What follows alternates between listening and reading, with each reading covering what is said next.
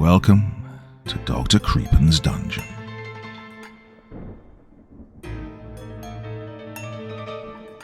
Texas captivates us with its larger-than-life personality, a unique blend of rugged landscapes, rich history, and bold cultural identity. Its sprawling deserts, rolling prairies, and bustling urban centers combine to create a state that feels both untamed and modern. The spirit of independence, legendary hospitality, and a storied past steeped in cowboy lore and frontier grit continue to resonate with people around the world, making Texas an endlessly intriguing symbol of the American dream, as we will see in tonight's trilogy of stories. Now, as ever before we begin, a word of caution. Tonight's tale may contain strong language as well as descriptions of violence and horrific imagery. If that sounds like your kind of thing, then let's begin. The sunset in Texas. Cooper's eyes slowly opened, but his surroundings remained blurred as his vision began to focus. The afternoon sunlight was partially blocked by thick canvas curtains, causing a sickly yellow light to fill the room. Almost immediately, a jolt of pain throbbed on the back of his head. After a few moments of agony, it dulled to a pulsing discomfort.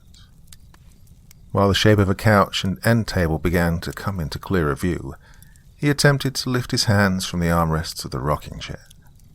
His movement was restrained as he was met with the jagged edges of old cable ties cinched tightly around his wrists. Feeling confusion at first, this soon gave way to an overwhelming sense of panic as he fought against the bindings. I would advise against any struggling. Cooper lifted his head as a voice from another room echoed towards him. To his left, he could see the shadow of a man standing over a table. The black shape lifted a knife and brought it down with one fell swoop. The metal blade made a mighty chop as it contacted the butcher's block. Just give me a few moments to finish up my work. I typically find it rude to keep my guests waiting, but this is a matter that simply cannot wait. Without waiting for Cooper to give any sort of rebuttal, the man's shadow went back to chopping meat. Cooper's vision had now returned to its full clarity as he blinked away any remaining fuzziness. A vintage television set sat on a shelf on the opposite wall. To his left, the couch came into full view.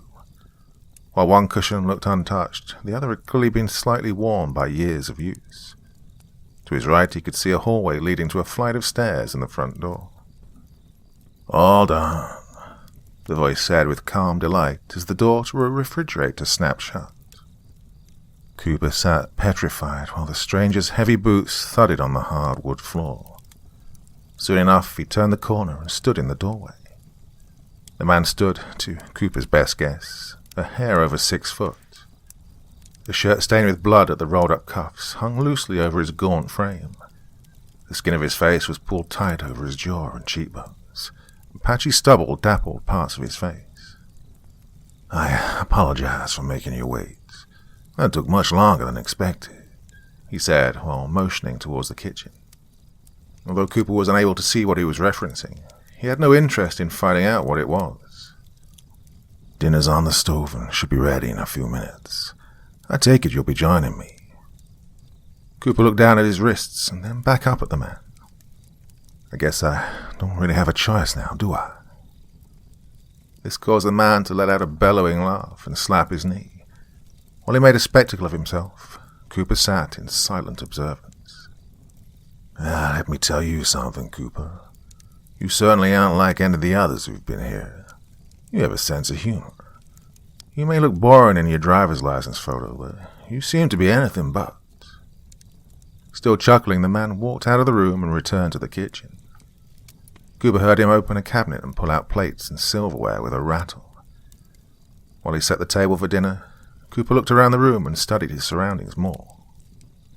The sun was sinking lower, causing the light being filtered by the curtains to now be slightly tinted orange.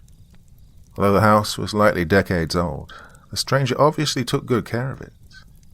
Every surface was free of dust, and the floor lacked any imperfections, save for a few stains here and there. All right, everything's set. The man returned from the kitchen with a small paring knife clenched in his slender fingers. A wave of fear swept through Cooper as his imagination raced at the possibilities that lay ahead. His eyes went wide as they locked on the knife, and in turn the stranger lifted his empty hand in a sign of calming. "Oh, don't worry. I'm not going to use this to hurt you, unless you don't follow my instructions." He knelt in front of Cooper and slipped the blade between the cable tie and the leg of the chair. "Now, I'm going to cut you free so you can come sit at the table for dinner. You are only to walk from this chair to the place I set for you. I don't want to have any trouble, but trust me when I say that things will get real ugly real quick if you cross me. Got it?" Cooper simply nodded and continued to remain motionless. The man slid the blade and cut the tie. He continued to cut the others until Cooper was no longer restrained. Standing up, the stranger motioned for Cooper to join him in the kitchen. "Please walk slowly and remember, no funny business." Cooper listened and walked to the kitchen and sat down in his new seat without any problems. As he tucked the chair under the lip of the table, his captor approached the seat on the opposite end. Before sitting down, he withdrew a large pistol from his waistband and placed it next to his silverware. "This is the first time I didn't have to use this on one of my guests. They typically make a run for either the front or back door. If you happen to look at the floor in the living room, you should have been able to tell that they never made it far. Well, the more I get to know you, the more I like you, Coop." Cooper gave a forced grin while his mind raced with images of numerous other victims being gunned down no less than 10 feet away from where he sat. At least that explained the stains on the floor. Well, the visions unsettled him, but he made sure to keep his composure. Whatever situation he was in, he needed to remain calm if he had the slightest hope of getting out of this mess intact. "Oh, it's all right if I call you Coop. I don't want to seem informal," the man said while scooping mashed potatoes onto both plates. "That's fine. What do you want me to call you?" Cooper asked while attempting to keep his composure. The task was growing more and more difficult as time went on. "Oh, how rude of me. Forgot to introduce myself. You can call me Gunnar." Cooper gave him a confused look as Gunnar slid a plate loaded with food in front of him. "It was my father's idea to name me that, and I never questioned my old man." Gunnar slapped a cut of meat on his plate and placed the lid back over the pan. Taking his seat once more, he neatly folded a crease in his napkin before placing it in his lap. Cooper glanced around the kitchen and observed the small room. The dishes Gunnar had used to cook dinner were already washed and drying in a rack next to the sink. All dishes and food items were hidden away in cabinets, leaving the kitchen spotless. He had yet to see anything out of place in the house, leaving him to ponder on the obsessive nature of this man. "Oh, Coop, I'm going to make you a deal. I don't shackle you to that chair because you didn't attempt to run from the living room. If you continue to behave yourself, I'll consider letting you off easier than I intended." Cooper stopped cutting his food and looked up from his plate. Gunnar continued to scoop some mashed potatoes onto his fork and into his mouth, acting as if what he'd said should not warrant any questions. "May I ask what you mean by letting me off easier?" "Well, that'll come in time. Now, let's get to know each other. So, tell me, Coop, what's your story?" Before Cooper spoke, his mind raced with the possibilities of Gunnar's statement. Deciding it was best to play along with this twisted game, he knew acting casually was his best defense. "Well, I actually live one state over in Louisiana. I was in Houston for a business meeting and driving home when..." Cooper trailed off as his mind drew a blank. He attempted to remember how he got in this man's house, but every image that came into his mind's eye was fuzzy at best. "When I found you," Gunnar let out. Cooper's head shot up and his gaze locked with Gunnar's. In the orange glow of the Texas sunset, Gunnar sat still in his chair. The room was now washed in the light, causing Gunnar's shadow to loom over them on the wall behind him. He rested his elbows on the table and drummed his fingers on the edge of his glass. "Is it starting to come back to you, Coop?" he asked as a small grin pulled at the corners of his mouth. At that moment, everything came back to Cooper in a sudden burst. He remembered standing on the side of the interstate. His car had a flat tire, and he'd flagged down the first car coming in his direction. He pulled onto the shoulder, and Gunnar stepped out with a tire iron. Although he hadn't thought much of it at the time, Cooper realized he should have been more cautious.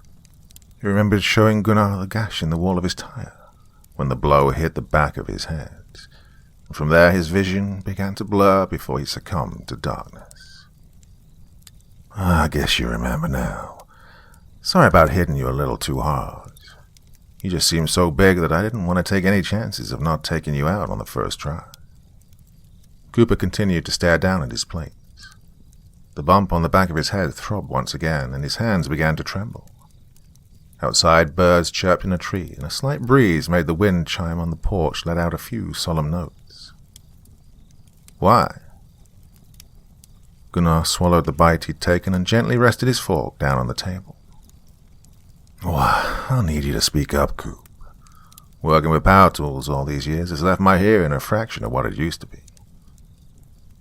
Why did you do this to me? Gunnar took a sip from his glass, making sure not to break eye contact with his guest. And there it is. Every time I've had a guest over, the conversation always reaches a point where they question my reasoning. Well, I must say, though, Coop, you're the calmest one I've ever had. May I ask why that is? Certainly this must frighten you to some extent. Cooper decided at this moment to lay out all his cards on the table. This was make or break. Well, it does, but I feel that remaining cool and collected is my best chance of leaving. For the first time that night, Gunnar frowned. Without saying a word, he gathered his plate and glass and carried them over to the sink. The garbage disposal whirred to life as leftover food scraps were jettisoned into its metallic jaws. Well, I thought that by now you would have understood that I can't let you leave. I'll admit that you were the first person to be calm and respectful about it, but I still can't let you leave. He flipped a switch and the hum of the disposal slowly died. Gunnar began washing his plate with his eyes staring out at the setting sun. The lower it sank towards the horizon, the more orange the room became. I'm going to give you fair warning that what I say next is typically what drives my guests over the edge if they hadn't been already. You're different from the others, so I'm expecting that you'll take this with a slight bit of discomfort, but no extreme over-exaggeration. Gunnar slid the plate in a slot on the drying rack and dried off his hands with a crisp white towel. I kidnap people with the intent to eat them. Cooper felt his body tense in fear. As his mind attempted to firmly grasp this new information, he felt a tear escape the corner of his eye and roll down his cheek. Now, I know that sounds bad, and I must sound borderline psychotic for trying to downplay it, but I have my reasoning. It's kind of a long story, so please bear with me. Gunnar sat back down in his seat and made himself comfortable. You see, I dropped out of high school without getting my diploma. This left my career choices to be less than desirable. The only option I was left with was working in my father's repair shop. He'd taken vehicles with large engines like tractors or oversized trucks used for hauling. He forced me to do the menial tasks like scraping rust and clean off oil and grease. I was far from being the ideal life, but it put food on the table, be it barely. Cooper continued to stare at the table, but managed to take in every word that left Gunnar's mouth. A few more tears escaped from his eyes, leaving lines through the dirt on his face. You see, Coop, this town suffered a major crisis some 15 years ago. We had a major drought causing most of the crops to wither away and perish. The little water we had was spent keeping livestock barely clinging to life. The ones that lived long enough to be taken to slaughter were too malnourished to yield any meat worth eating.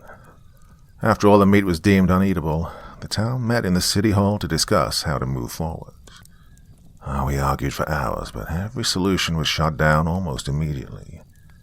Just when we thought there was no middle ground in sight, my father came up with an idea. You should eat a few residents.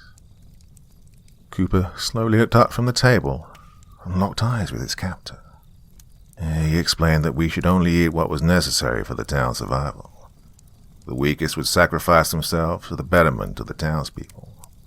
At first, no one said a word. As I looked around the room, a few people stared at my father with blank expressions.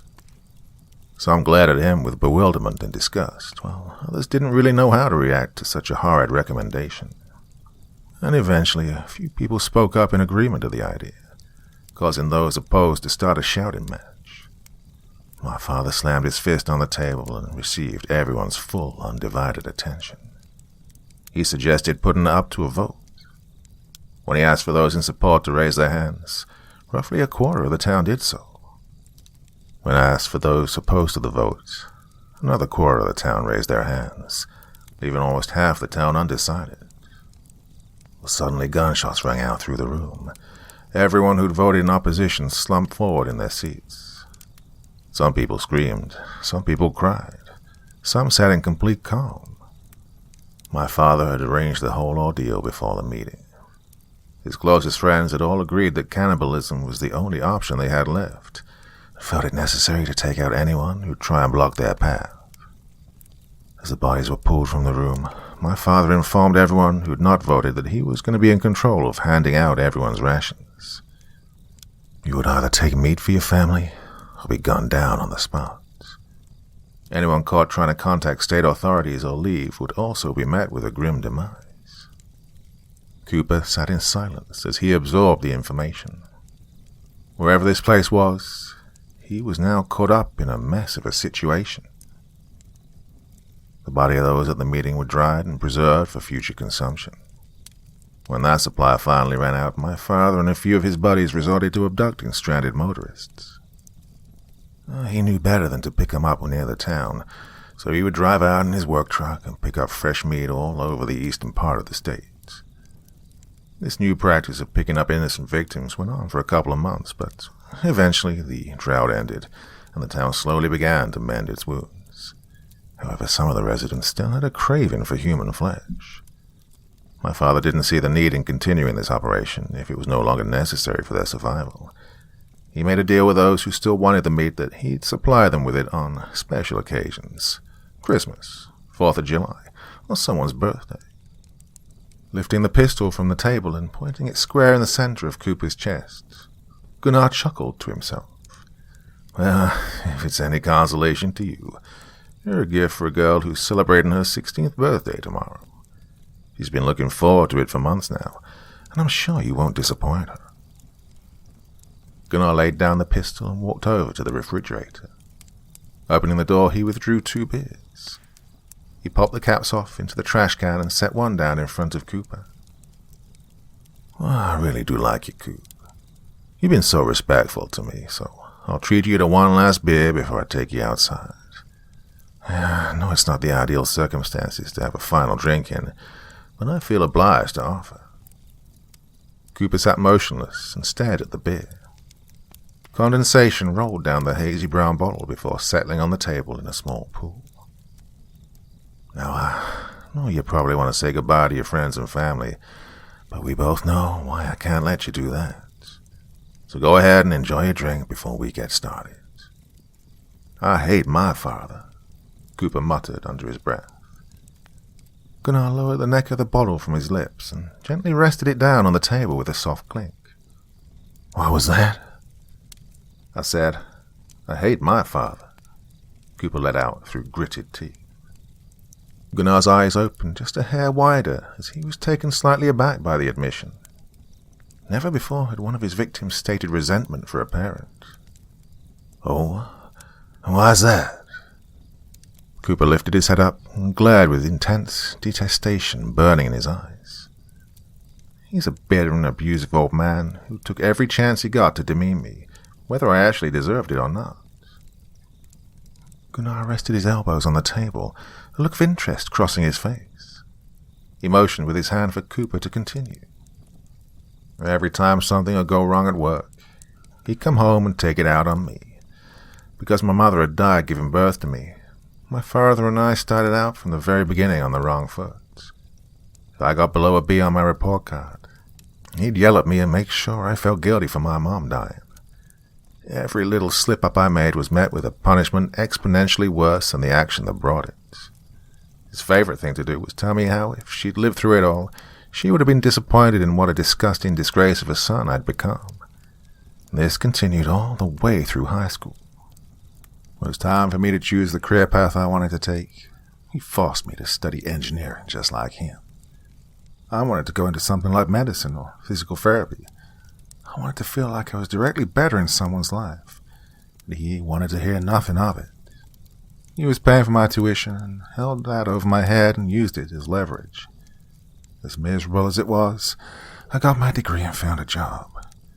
We both work at the same firm, but I feel to this day that he wanted me to be an engineer so he could continue to abuse me at work. I made good pay, but I'm not exactly happy. Gunnar remained silent and attentive. So, to answer your question in a lengthy way, no, I do not want to say goodbye to my father. He's a monster, and I wish him the cruelest fate imaginable. I'm no saint, but compared to him, I'm close enough. I just wish that horrible man gets what he deserves in the end. Gunnar sat in silence for a few moments. After letting his mind process its thoughts, he finished off the last of his beer. He walked over to the trash can and discarded it. Staring out the window, he watched as the last orange slivers of sun vanished over the horizon. What if, we make sure he does? Cooper turned around and gave Gunnar a puzzled look. What are you suggesting? I'm going to make a deal with you, Coop. I like you, I really do. If you can get your dad to come here, I'll let him take your place. Of course, you still can't go home, but you can live here with me. I know it may not be the most ideal situation for you, but hopefully you'll find it better than being served at the party tomorrow. Give you a few minutes to think it over, so go ahead. I'll do it. Gunnar turned around with a slight look of bewilderment at how quickly Cooper had made up his mind. You sure? Cooper gripped the edge of the table tightly at the thought of his father finally getting the treatment he deserved. After all these years, vengeance was within his grasp. Without saying another word, he nodded. Well then, I'll give you the phone. Go ahead and give him a call and ask him to come pick you up. Gunnar turned and pulled the phone from the receiver mounted on the wall. Handing it to Cooper, he gave him a final look, asking that he was fully confident in what he was about to initiate. Without hesitation, Cooper took the phone and dialed his father's number into the keypad. I hope you're happy with yourself. I had to reschedule my whole day as well as tomorrow to come out and get your ass back home. Cooper's father slammed the door to his car shut and marched towards the front porch. Cooper stood on the steps with his hands in his pockets and his head hanging low. Gunnar stood in the doorway, watching in quiet observance. You'll be reimbursing me for the gas I wasted hauling that trailer out here to take your car home. Cooper nodded his head and didn't say a word. And I expect you to pay this man for towing your car here, feeding you, and letting you spend the night. I apologize for all this, Mr. Hanson, Gunnar said while extending his hand out. Cooper's father shook it. Pleasure to meet you. My name's Keith. I apologize it wasn't under better circumstances. It was really no trouble. Your son really is a fine man. Keith rolled his eyes and muttered something under his breath. Oh, believe me that if you lived with him, you'd think a whole lot differently. Keith turned and walked down the steps. The humid summer was starting to take its toll, causing him to loosen his tie. All right, Cooper, let's get your car loaded up and get the hell out of here. I'm already starting to break a sweat, so you'll have to buy me a new shirt after all this. Keith stepped onto the grass and started in the direction of Cooper's car behind the house. He stopped after a few paces to find Cooper still standing on the steps of the house. His gaze was directed out at the setting sun. Right, you deaf too? I said let's go. Cooper remained motionless and bathed in the orange glow of the Texas sunset. The wind blew, causing small pieces of dead grass to swirl around his feet. "Don't have time for this shit," Keith muttered as he trudged back in his son's direction. Grabbing his son's arm, he attempted to pull him off the steps. When Cooper refused to budge, his father grabbed his arm with both hands and pulled harder. Suddenly, Cooper took his free arm and wrapped it around his father's neck. Pulling him close, he removed his other arm from Keith's grasp and retrieved the knife from his pocket. Withdrawing the rusted and stained blade, Cooper gave his father one last look before bringing it against his neck, and with one quick motion, he slit his father's throat. The knife made a sickening, tearing sound as it tore the flesh of Keith's neck open. Cooper dropped the blade and placed his hand over the wound. As the blood seeped between his fingers, he closed his eyes and let out a heavy breath. The warm crimson fluid flowed down the back of his hand and soon meandered around his arm before seeping into his shirt sleeves. Opening his eyes once more, Cooper watched as the life slowly fled his father's eyes.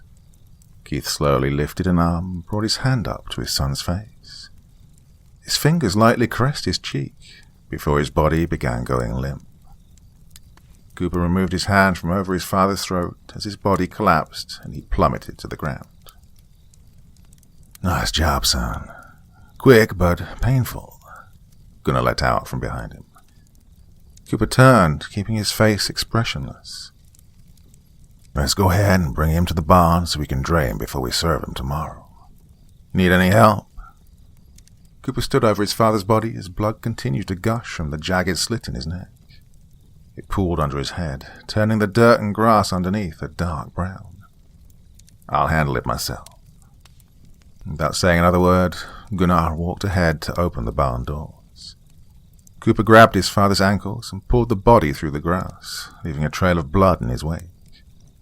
With each step, the sun sank lower in the sky. The wind blew and the crops swayed in the heat. Nearing the barn, Cooper dropped Keith's ankles, causing his legs to slam onto the ground and kick up a small cloud of dust. He retrieved the length of chain lying next to the door and brought it over to his father.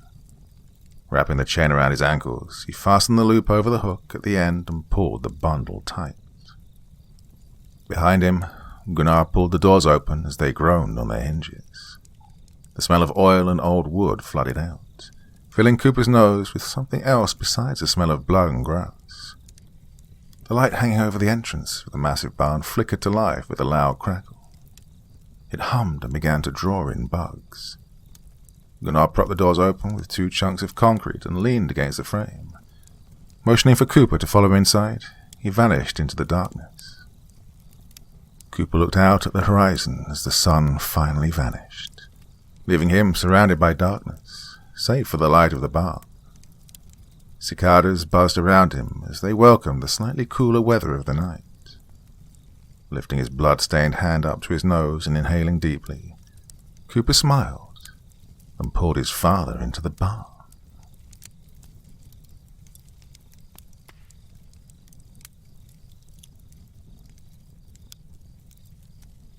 Midnight in Texas. Cooper jostled slightly in his seat as the pickup truck bounced its way down the countryside road. The asphalt had long since faded, giving way to cracks and bumps that marred its surface.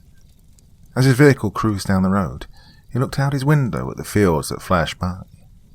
Rows of corn passed hypnotically by his gaze as his destination drew nearer.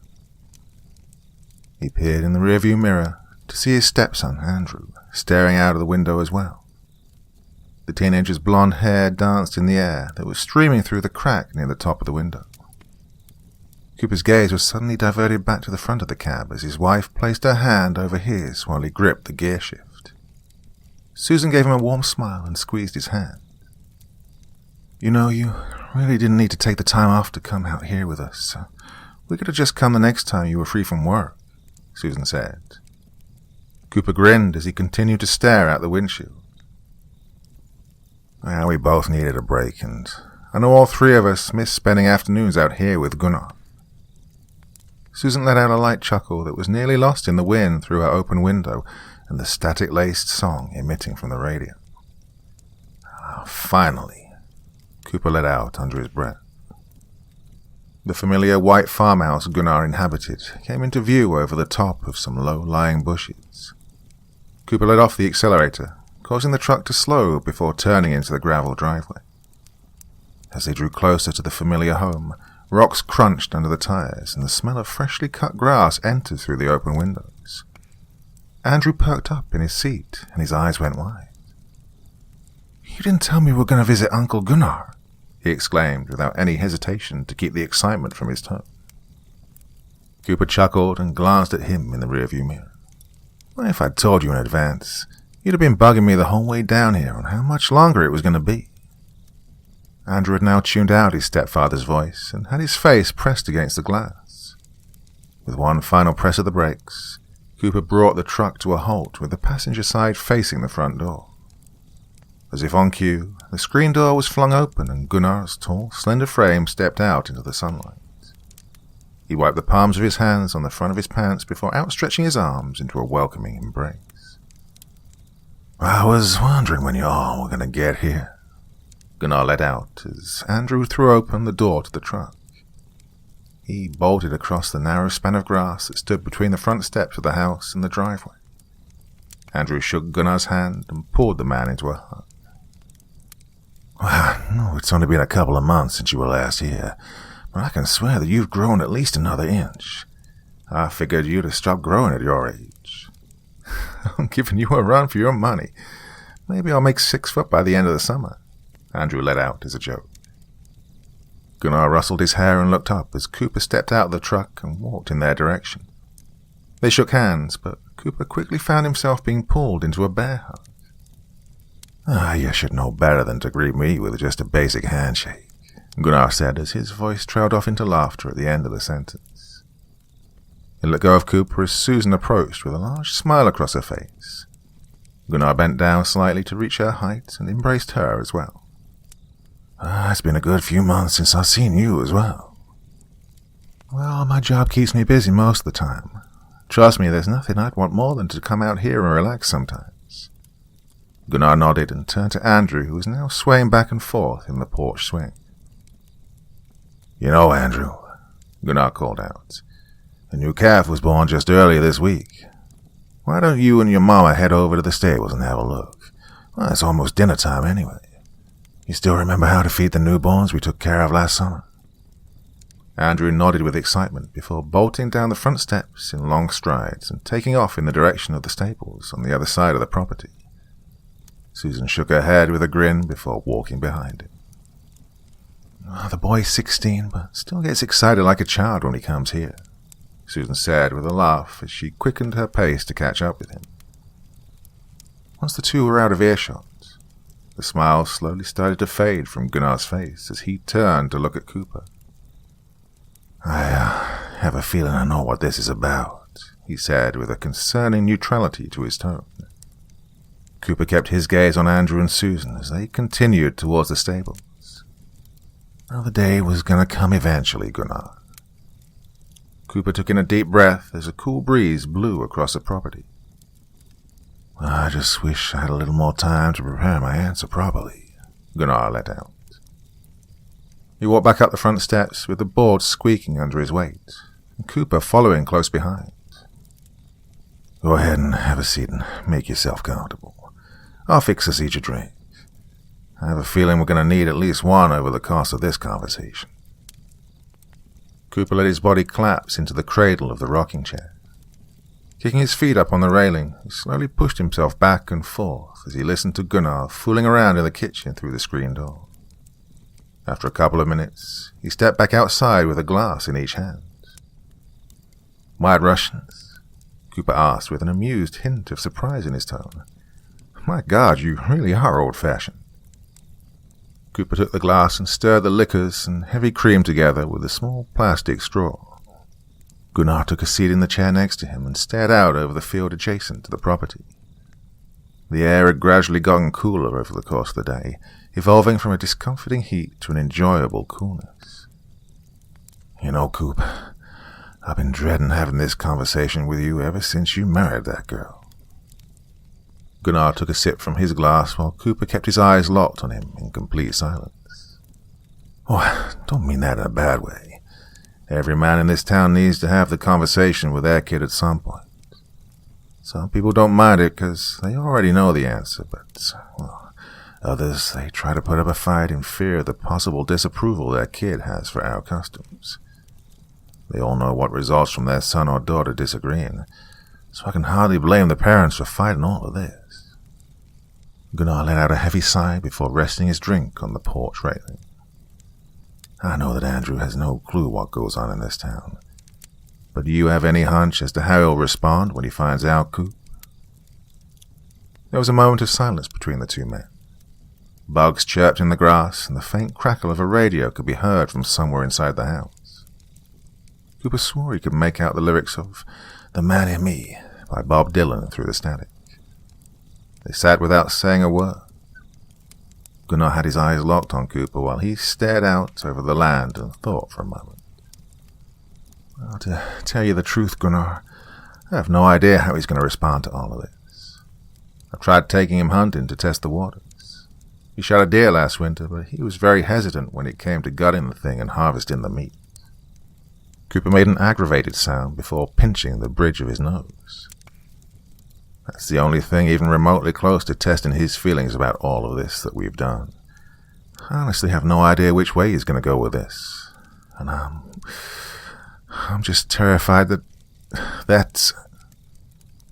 we'll have to kill him. Gunnar let out with no emotion in his tone. Another awkward silence hung in the air as Cooper shuddered at the cold realization he'd been so afraid to confront. Cooper stretched and reached for his glass, resting on the porch railing. In one gulp, he finished off the drink and placed the glass back down on the weathered wood. Oh, it's never easy, Gunnar said while continuing to stare out over his property. Some of the strongest men I've come to know in this town cried like a baby when their kid was taken away. It's never easy for me either. No matter how many times I do it, I don't think I'll ever get over the feeling of knowing that I'm the one responsible for killing someone's child. Then why do we keep doing it? Gunnar turned to look at Cooper. He was now sitting fully upright in his chair and staring at him with the most serious look plastered on his face that Gunnar had ever seen. Son of you know the answer to that, Coop. Don't make me explain it. Cooper sat in silence for a few seconds before grabbing his glass and retreating inside. He sloshed more liquor and heavy cream in the glass, hardly paying attention to the proportions he was throwing together. As Cooper came back through the doorway, he stirred the light and dark liquids together with his finger before wiping it on his shirt. He took a large sip before falling back into the rocking chair. Let me rephrase the question. I know your reasoning as to what would happen if we didn't do it, but there must have been some incident that caused you to set this in motion. I find it hard to believe that you're doing this just as a precaution. Something did happen or got really close to happening. Gunnar smiled and looked over at Cooper. Sometimes I forget just how smart you are, Coop. There's a damn fine reason you're the only person I've abducted who's walked out of this house alive, he said with a chuckle. Gunnar let out a heavy sigh and propped his feet up on a nearby end table. Well, this was probably about 12 years ago. There was a boy named Rodney who was just a year or two younger than Andrew. We were able to get away with not sending our kids to school for a little while, but eventually we knew that they would need the proper education. Much to my father's disliking, we let them go back to school. It took longer than my father had originally expected, but it was still only about 5 months before the incident occurred. We sat in class with a few other kids from town. There was this one girl named Lily who sat next to him for the whole day. They'd grown up together, so it only made sense that they were really good friends. It's because of this that they confided in each other. One day, Lily went home and told her dad that Rodney wanted to go to the police and tell them everything that was going on in this little town. Well, that very night, her father came running to our front door and started banging on it. I was already in bed but could hear him from downstairs in our living room explaining everything to my dad. Well, immediately after this, my father grabbed the shotgun hanging above the fireplace. Nestled under the covers of my bed, I heard him slam the door to his truck and the engine roared alive. As he peeled out of our driveway, my young mind raced, trying not to imagine what he was going to do next. The following day, Rodney wasn't in school. He wasn't there the next day either, or any other day after that. I made the assumption of what had happened, and my old man skirted the question whenever I asked him. It was years later, when my old man passed the tradition on to me, that he fully explained what had happened that night. He'd pull up to Rodney's house with a shotgun slung over his shoulder. It was late at night, so his parents answered the door with a lot of confusion.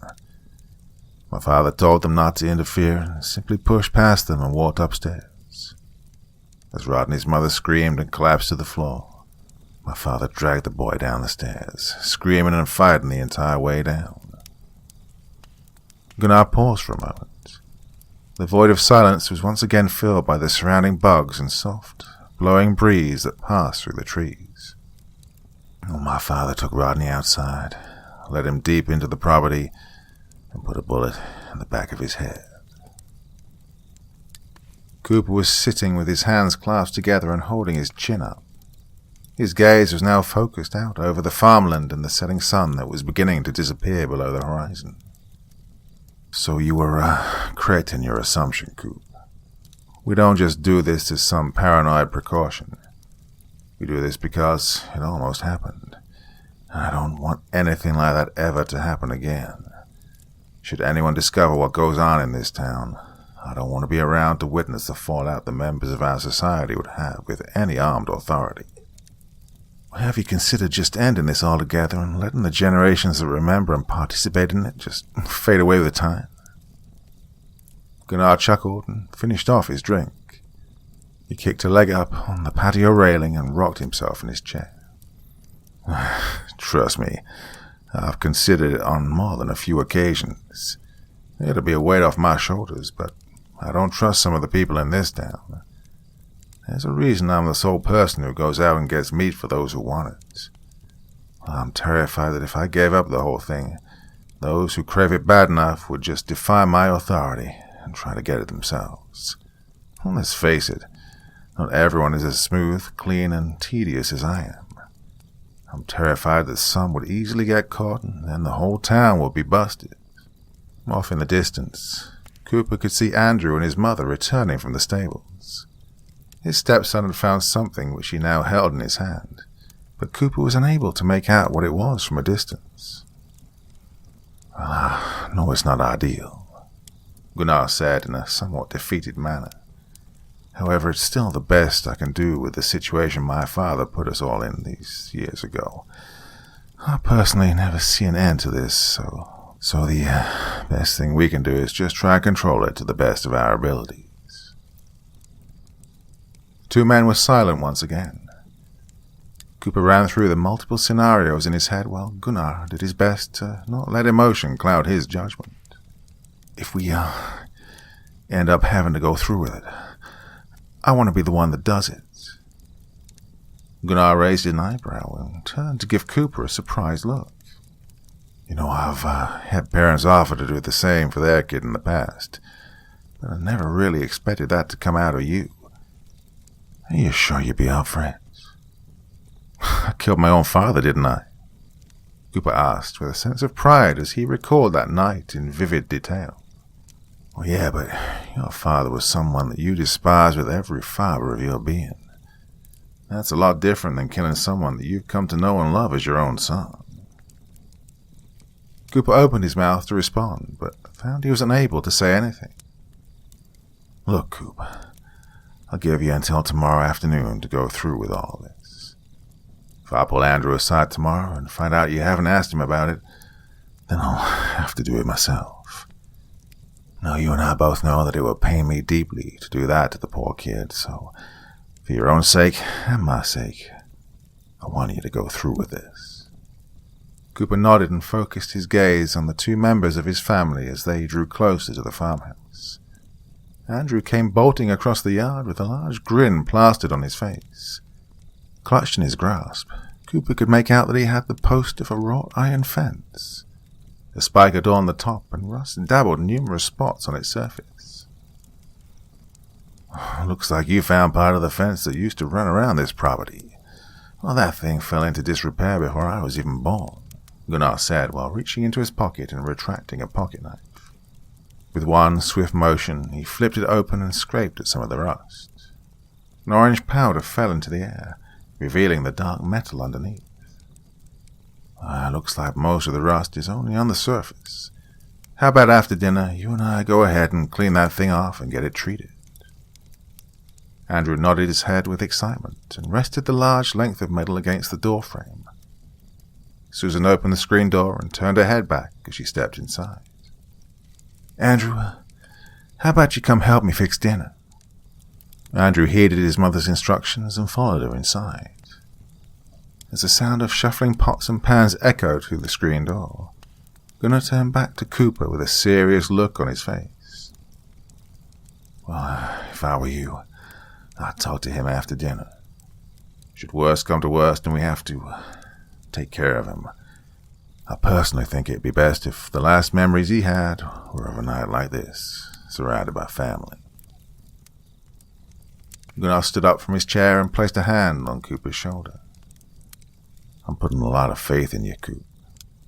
Please don't let me down." With a final heavy sigh, Gunnar went inside to help prepare dinner. Cooper found himself sitting alone on the front porch. The sounds that were drifting outside from the kitchen were filtered out. All he could hear were the buzzing of cicadas and a slight breeze wafting through the tall grass near the edge of the property. Just like the first time he'd ever been in this house, the sunset was casting an eerie orange glow over everything. What had once been a living nightmare when he woke up strapped to a chair in Gunnar's living room was now a place he considered to be his true home. He'd come to love and accept Gunnar as the father figure that he'd never had growing up. Out of the corner of his eye, he saw faint movement. The door to the barn had been left open, causing it to rock slightly on its hinges as it got caught in the breeze. A soft groan would escape the hinges, barely audible to Cooper over the distance. As he stared at the building that he'd dragged his father into, the smell of blood began to fill his nostrils while the memories of that night came flooding back.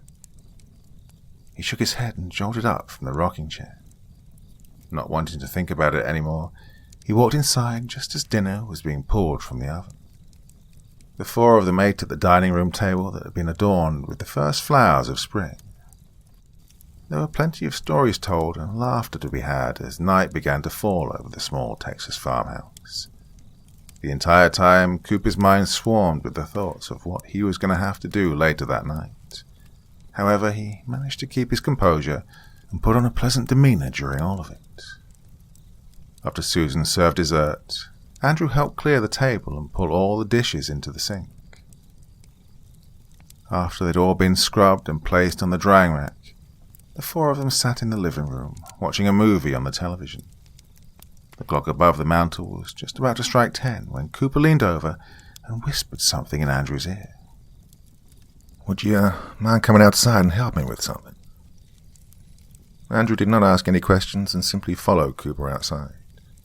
As he opened the door, a symphony of the night filled their ears. The entire landscape had come to life with the sound of birds, insects, and other nightlife that inhabited the surrounding land. Cooper stepped off the gravel driveway onto the freshly cut grass, his boots leaving prints in his wake. The two men walked in the direction of the stables, guided by the faint shadows of vegetation in the moonlight. "So what do you think of living in this town?" Cooper asked bluntly, not knowing how else to start the conversation. "I mean, it's not bad or anything. I'm just not a big fan of the isolation." Cooper continued to walk as he pondered how to continue the conversation. "Well, there's a reason this town has remained isolated when many others have evolved and expanded over the years." "There's a reason? Real smooth move there, Coop," he thought to himself. "I know." Cooper felt his heart skip a beat. He almost tripped in a shallow hole, causing him to stumble slightly before regaining his balance. "Whatever you think the reason is, I can guarantee you that it's not." "You mean it's not because the people of this town practice cannibalism?" Cooper was now at a complete loss for words. He'd ceased his stride, causing him to stand and simply stare at his stepson. Silence hung in the air around them, save for the sounds of the surrounding wildlife. Although Cooper was tempted to say something immediately, his loss for words caused him to think over his next words carefully. "Damn, you're even smarter than I originally anticipated." Andrew did not respond to this. He stood motionless and stared at Cooper with unblinking eyes. "Well, I guess before we get too deep into this conversation, I have to know, how did you find out? Uncle Gunnar and I do our best to keep all of this a secret from the kids." Andrew motioned his head to the side, signaling for Cooper to follow him as he began walking again. Deciding it was best not to question the sudden leadership role that his stepson had taken, Cooper followed. Every kid knows. Well, let me rephrase that. Some kids know, but not all of them believe it. First time I heard these stories was in middle school. I was with a group of friends when some of the older kids started trying to spook us out with tales about how some members of the town would go and abduct people across the state and butcher them. As they continued to walk across the fields, Cooper kept his gaze straight ahead. He didn't speak a word and simply listened to Andrew's explanation. At the time, we really didn't think of it as anything more than some sick and twisted joke or a somewhat pathetic attempt to spook us. "So, when did you find out that it was actually all real?" Cooper asked. Andrew paused for a moment as he gathered his thoughts. "It was the day I spent the night at this kid's house for his birthday. And we'd been good friends for years, so his parents let me stay for dinner and spend the night after all the other kids had gone home. His mother had made a roast that filled the entire house with an intoxicating aroma. At the time, I just thought she'd splurged and spent a little extra cash on the good pork roast from the butcher." Andrew sighed and stared up at the stars in the sky. It wasn't until we were all seated around the dining room table and his mother placed a still steaming pan down in the middle that something struck me as odd. Whatever meat this was, it certainly didn't look like any kind of roast I'd had before. When I asked what it was, his parents just stared at me for a moment. The mother didn't know how to respond, so the dad just asked me if I wanted to try a little piece. Andrew ceased speaking, causing a silence to fill the space between them. "So, what did you do?" Cooper asked in a dry tone. "I thought about all the rumors of people being abducted and butchered. I also thought about all the instances where some kids would stop coming to school. It suddenly occurred to me that in that moment perhaps there was some truth to those stories. My mind suddenly began to fear for what would happen if I acted out at the dinner table. So I did the only thing that was guaranteed to keep me safe.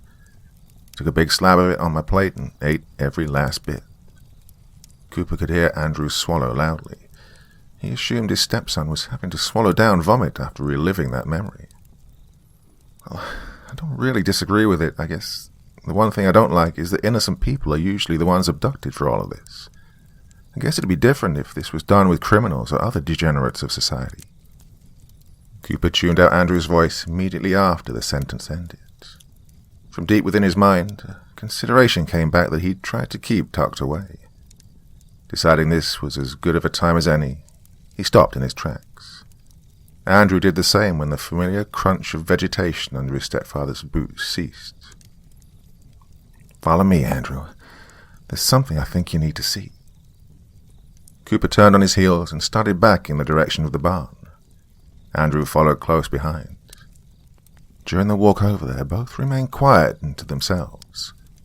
When they finally reached the tall and looming shadow of the barn structure, Andrew ran back to the house and soon returned with the iron post clenched tightly in his grasp. "Trust me, you wouldn't need to defend yourself," Cooper said with a forced chuckle.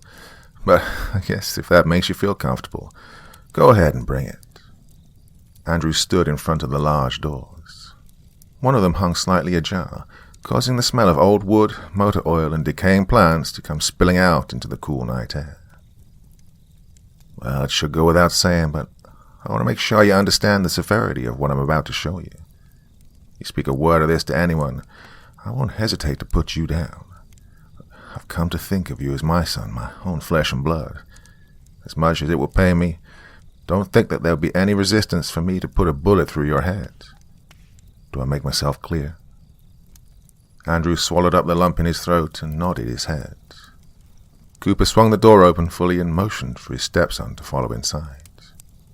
As Andrew stepped over the threshold, he placed the sleeve of his flannel shirt under his nose to avoid the growing severity of the smell inside. Cooper continued towards the back of the barn where a rickety flight of stairs ascended into a loft. Before going up the first step, he grabbed the shotgun that was hanging from a hook on the wall. As the two men climbed up the stairs, the ancient wood groaned and squeaked under their weight. When they finally reached the top, Cooper reached out and flicked a light switch that was mounted on a structural post with the wires crudely stapled to the framework of the barn. To the right of the opening in the floor, where the stairs came up, Andrew could hear a light bulb crackle to life, and a sickly yellow glow filled the area in front of him. Cooper stepped onto the loft and waited for Andrew to reach his side. Andrew could see that the floor was covered by a thick blanket of dust, although it had been disturbed in some places. His eyes then focused on a set of chains that were bolted to a large beam overhead. The links drooped down from the ceiling until about halfway between the beam and the floor, before curving out backwards towards the loft and disappearing into the shadows. Before Andrew was able to question what they were for, Cooper lifted his boot and banged it loudly onto the floor. "Wake up!" he screamed in a deep and booming voice that echoed throughout the building and sent a chill down Andrew's spine. There was a moment of silence before shuffling could be heard from across the space. The chains rattled lightly, causing a metallic clinking to echo in the air. Andrew watched in horror as one hand with a chain shackled around the wrist stretched out from the shadows and clawed at the floorboards before it. Soon afterwards another one came forward with a matching chain shackle and caused the cracking of its joints to fill the air. Andrew found himself unable to move as the two arms extended into the light and heaved a body from the shadows. A head that was covered by greasy, disheveled hair emerged from the darkness. A mouth appeared from behind matted locks of hair and opened as if to scream, but only a painful squeak escaped. Its head slowly turned from side to side, attempting to locate where the sound of Andrew's heavy breathing was coming from. The thing let out a raspy wheeze as its gaze locked directly onto him. Andrew started to step back, but Cooper quickly grabbed his shoulder and halted his movement. "I brought someone to see you," he yelled out, and this caused the creature to let out another pitiful attempt at speaking. Extending a hand further, it caused the chains above to rattle and echo throughout the building. "And we're going to step towards you. We don't want any trouble like last time, do we?" The head started to hang towards the ground. I said, "Now do we?" Cooper slammed the heel of his boot even harder onto the floor this time. The boom caused the creature to throw his hands around its head and bend down into a fetal position. "Stay close to me and listen to anything I say," Cooper said as he motioned for Andrew to follow him. Together the two took slow, cautious steps towards the thing that was now huddled over in a ball on the floor. With each footstep that connected with the floor, Andrew could see its body tremble with fear. Now within close distance, Andrew could tell this was not some starved creature, but a human being.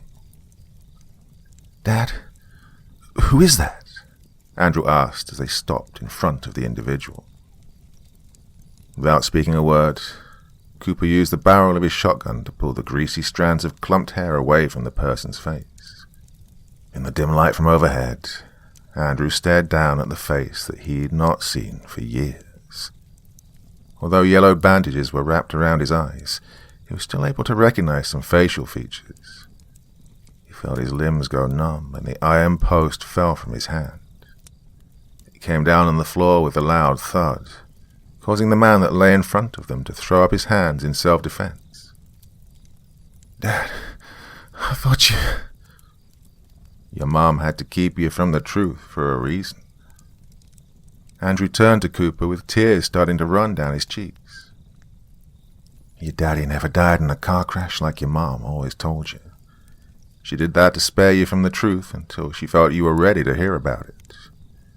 She personally would have liked for you to stay oblivious to all of this for a few more years, but I don't see a better time for you to know than right now." Andrew continued to stare down at the malnourished and weathered figure of his biological father on the floor. The images in his mind of a once muscular and powerful figure were now replaced with those of the weakened person that lay before him. Why did you do this to him?"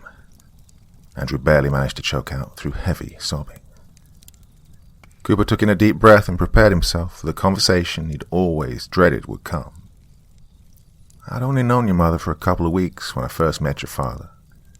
At first he was respectful to me, and I grew to respect him. However, things immediately started to reveal themselves one night when your mother pulled me aside. She told me about all the times that he'd beat her and how she thought I was the person that could finally help her escape the living hell he'd turned her life into." Andrew looked up from his father to look at Cooper. A dead expression was plastered across his face as he glared down at the man before them. That wasn't even the worst of it. She told me that he'd just recently started to sexually abuse her. Small things at first, but they eventually grew to be extremely dark and sinister. It got to the point where your mother would fake having a late shift at work so she could sleep in her car in the parking lot instead of going home to him. All that Andrew ever thought of his father over the years suddenly came crashing down around him as he stared down at the monster that lay trembling at his feet. For the first time in his life, Andrew could feel an emotion towards his father that he never thought would come forth. Blistering anger. I told Gunnar about this in confidence one night when I was visiting. Well, as badly as I wanted to tell the police about all of this, we both knew that would only lead to the possibility of them finding what goes on in this town. If we turned your father into the police, he could just as easily lead them back to what goes on here. Any sort of law enforcement presence in this town is extremely frowned upon. So we decided the only sensible thing to do was take the matter into our own hands. Cooper paused for a moment and sucked in a deep breath before continuing. Gunnar and I hopped into my truck and drove to your house one night when you were at a sleepover. As soon as we opened the doors and walked onto that front lawn, we could hear your mother screaming from inside. We ran towards the front door and could see your father pinning her onto the floor. Thankfully, he left the door unlocked, so we burst in and took aim at him with our weapons. He was continually punching her in the stomach, and our sudden presence hardly seemed to slow him down. Well, as badly as I wanted to blow his head off right then and there, your mother was too close for me to guarantee she wouldn't get hit as well. Gunnar ran up behind him before he had time to react and smacked him on the back of the head with the butt of his rifle. Cooper crouched down and used the barrel of his shotgun to remove even more hair from around his father's neck area. A grimy bandage similar to the one around his eyes was wrapped around his throat. Andrew had no exact estimate as to how long it had been on him, but he guessed it had been a few years. Well, we came to find later that your mother had been pregnant. He didn't want another child and decided to kill the baby himself in a drunken stupor. We didn't reach your mother soon enough, and she miscarried a few days later. Your Uncle Gunnar and I decided it would be too merciless to kill your father after that night. Instead, we decided to keep him alive so he could spend the remainder of his days tortured by the consequences of his actions. He brushed the back of his hand against the man's cheek, causing him to flinch. "Isn't that right, Mac?"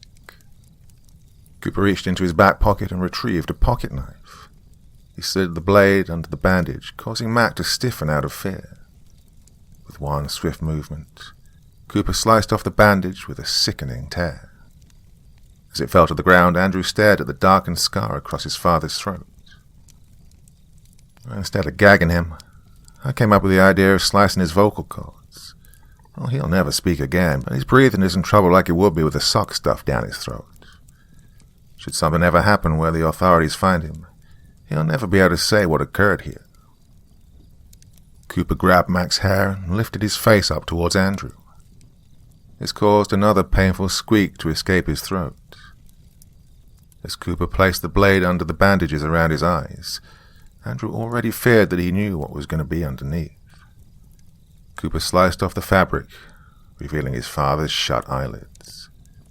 Zigzagging stripes of black thread held them together, and Andrew could feel bile begin to rise in the back of his throat. If he ever found a way to escape, we didn't want him to simply tear off a blindfold and find his way to the police. I also didn't want to completely remove his eyes and run the possibility of him getting an infection and dying prematurely, so Gunnar kept him locked out and stitched his eyelids closed. Although this was a crude method, it was extremely effective nonetheless. Andrew opened his mouth to speak, but found himself unable to utter a single word. The man who he'd idolized for years and missed so dearly now sat a broken man in front of him, a pathetic shell of the father he'd known and loved for many years. A few more tears fell down his cheeks as he struggled to swallow the lump in his throat. "I know this is a lot for you to take in now, Andrew. No man should ever have to see his father in such a state like this, but I had to make it clear to you that not every bad action that goes on in this town is given to those who are undeserving. There are a lot of times when your Uncle Gunnar and I have disposed of some horrible people on this earth. I just hope that you understand this. Now, when we get back to the house, I'm going to sit down with you and Uncle Gunnar. The three of us are going to have to talk about—" Before Cooper was able to finish his sentence, Andrew picked up the wrought iron from the ground and swung it up over his head. The length of metal came crashing down on Mac's head with a sickening crunch. Small droplets of blood scattered around the floor, a few of them splattering onto both of their clothes. Another gasp escaped Mac's throat, this one even louder than any previous. A crooked hand slowly lifted up in self-defense, only to be met with Andrew swinging the post with all his might. Cooper could hear the bones within his hand crack and protrude through the surface of the skin. Mac immediately retracted the limb against his body. Before he was able to huddle up any more, Andrew brought the metal down onto his father's back. Cooper stumbled back and collapsed to the floor. Although no bones could be heard breaking this time, there was a sickening thump when it made contact. Andrew could hear his father sharply take in a breath, proceeding to violently heave and cough as blood dribbled down the corner of his lip. Andrew let out a blood-curdling scream as he continued to bludgeon his father in various spots on his back and head. One blow in particular came down with such immense force to the back of Mac's skull that the stitches over one of his eyes began to tear. An eye partially protruded from between the crusty skin of the eyelids and looked out upon the world. After years of being shielded and hidden away, the last thing Mac saw was his own son raising the iron post for one final blow. Andrew gritted his teeth and smashed the iron down onto his father's head. All the fractures that had been created along his skull finally connected and caused it to cave in. Andrew could hear his stomach churning squish as bone fragments were forced into the soft and now exposed tissue of his brain. With one final breath, Mac dropped his head into the puddle of blood that had formed beneath him. The once shaking figure was now motionless. Andrew could feel his chest heaving as he took in deep breaths. Cooper stared at the body in complete awe from his position on the floor.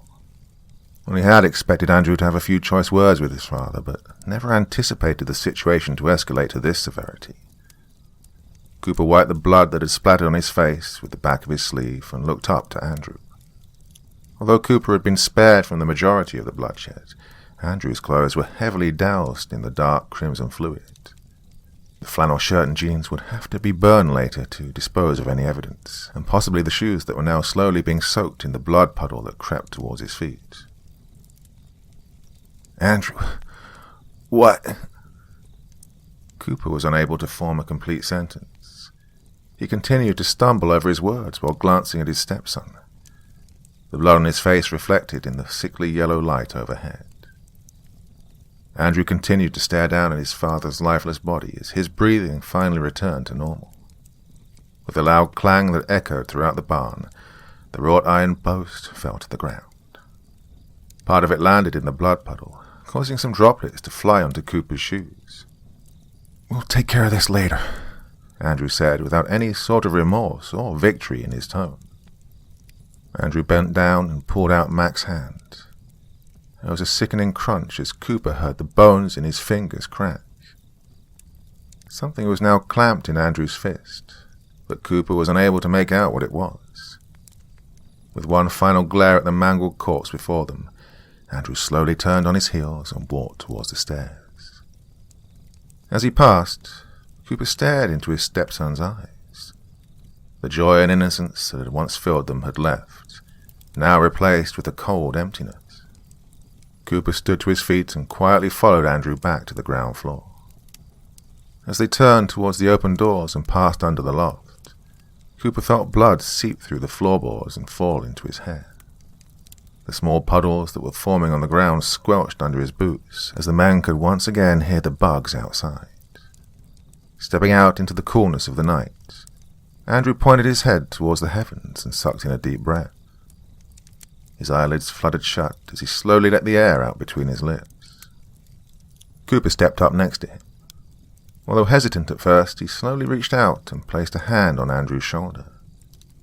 He didn't immediately react, but slowly turned to face Cooper.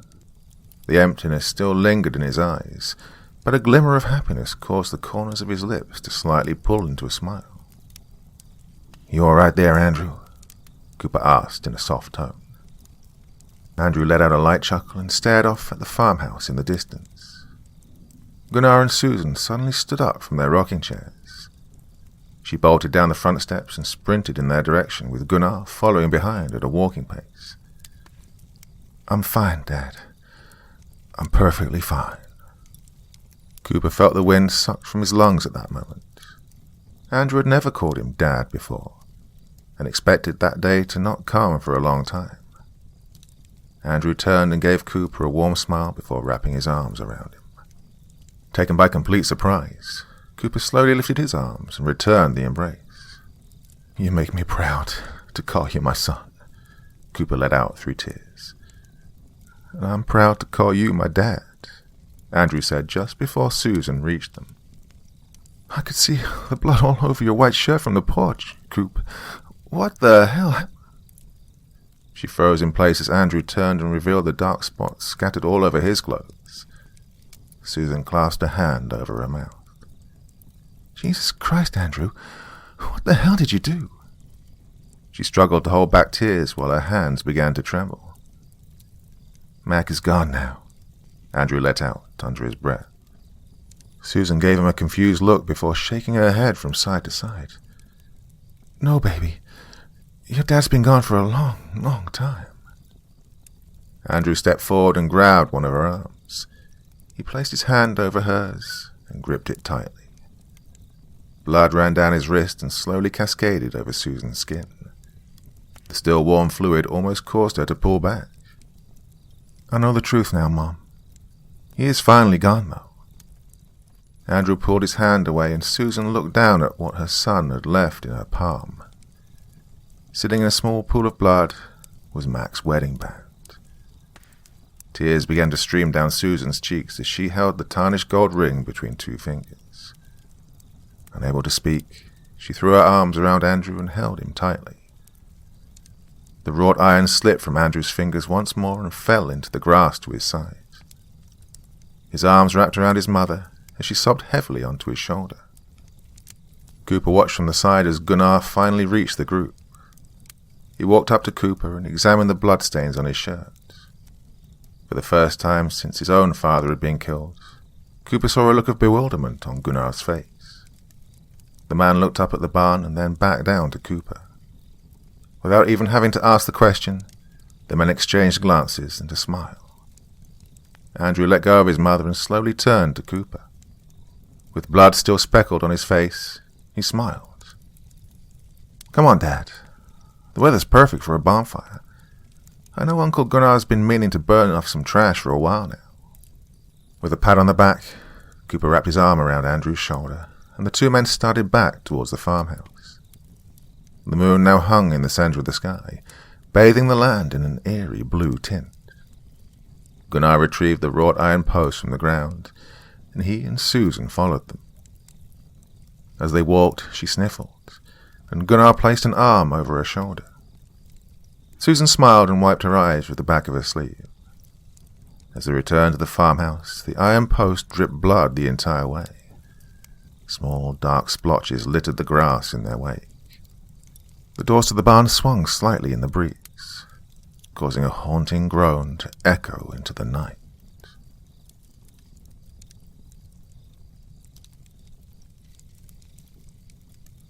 Dawn in Texas. Adam kneeled on the ground to inspect his freshly flattened tire. As he drew closer, he could hear the last bit of air hiss out from around the nail. Swearing under his breath, Adam pulled off his baseball cap and used it to fan himself. Summer days in Texas were famous for their intense heat, and this one proved to be no different. As beads of sweat began to form on his forehead, he heard the crunch of gravel from behind. Spinning on his heels, he was met with the sight of a beaten and battered pickup truck coming to a stop behind his own vehicle.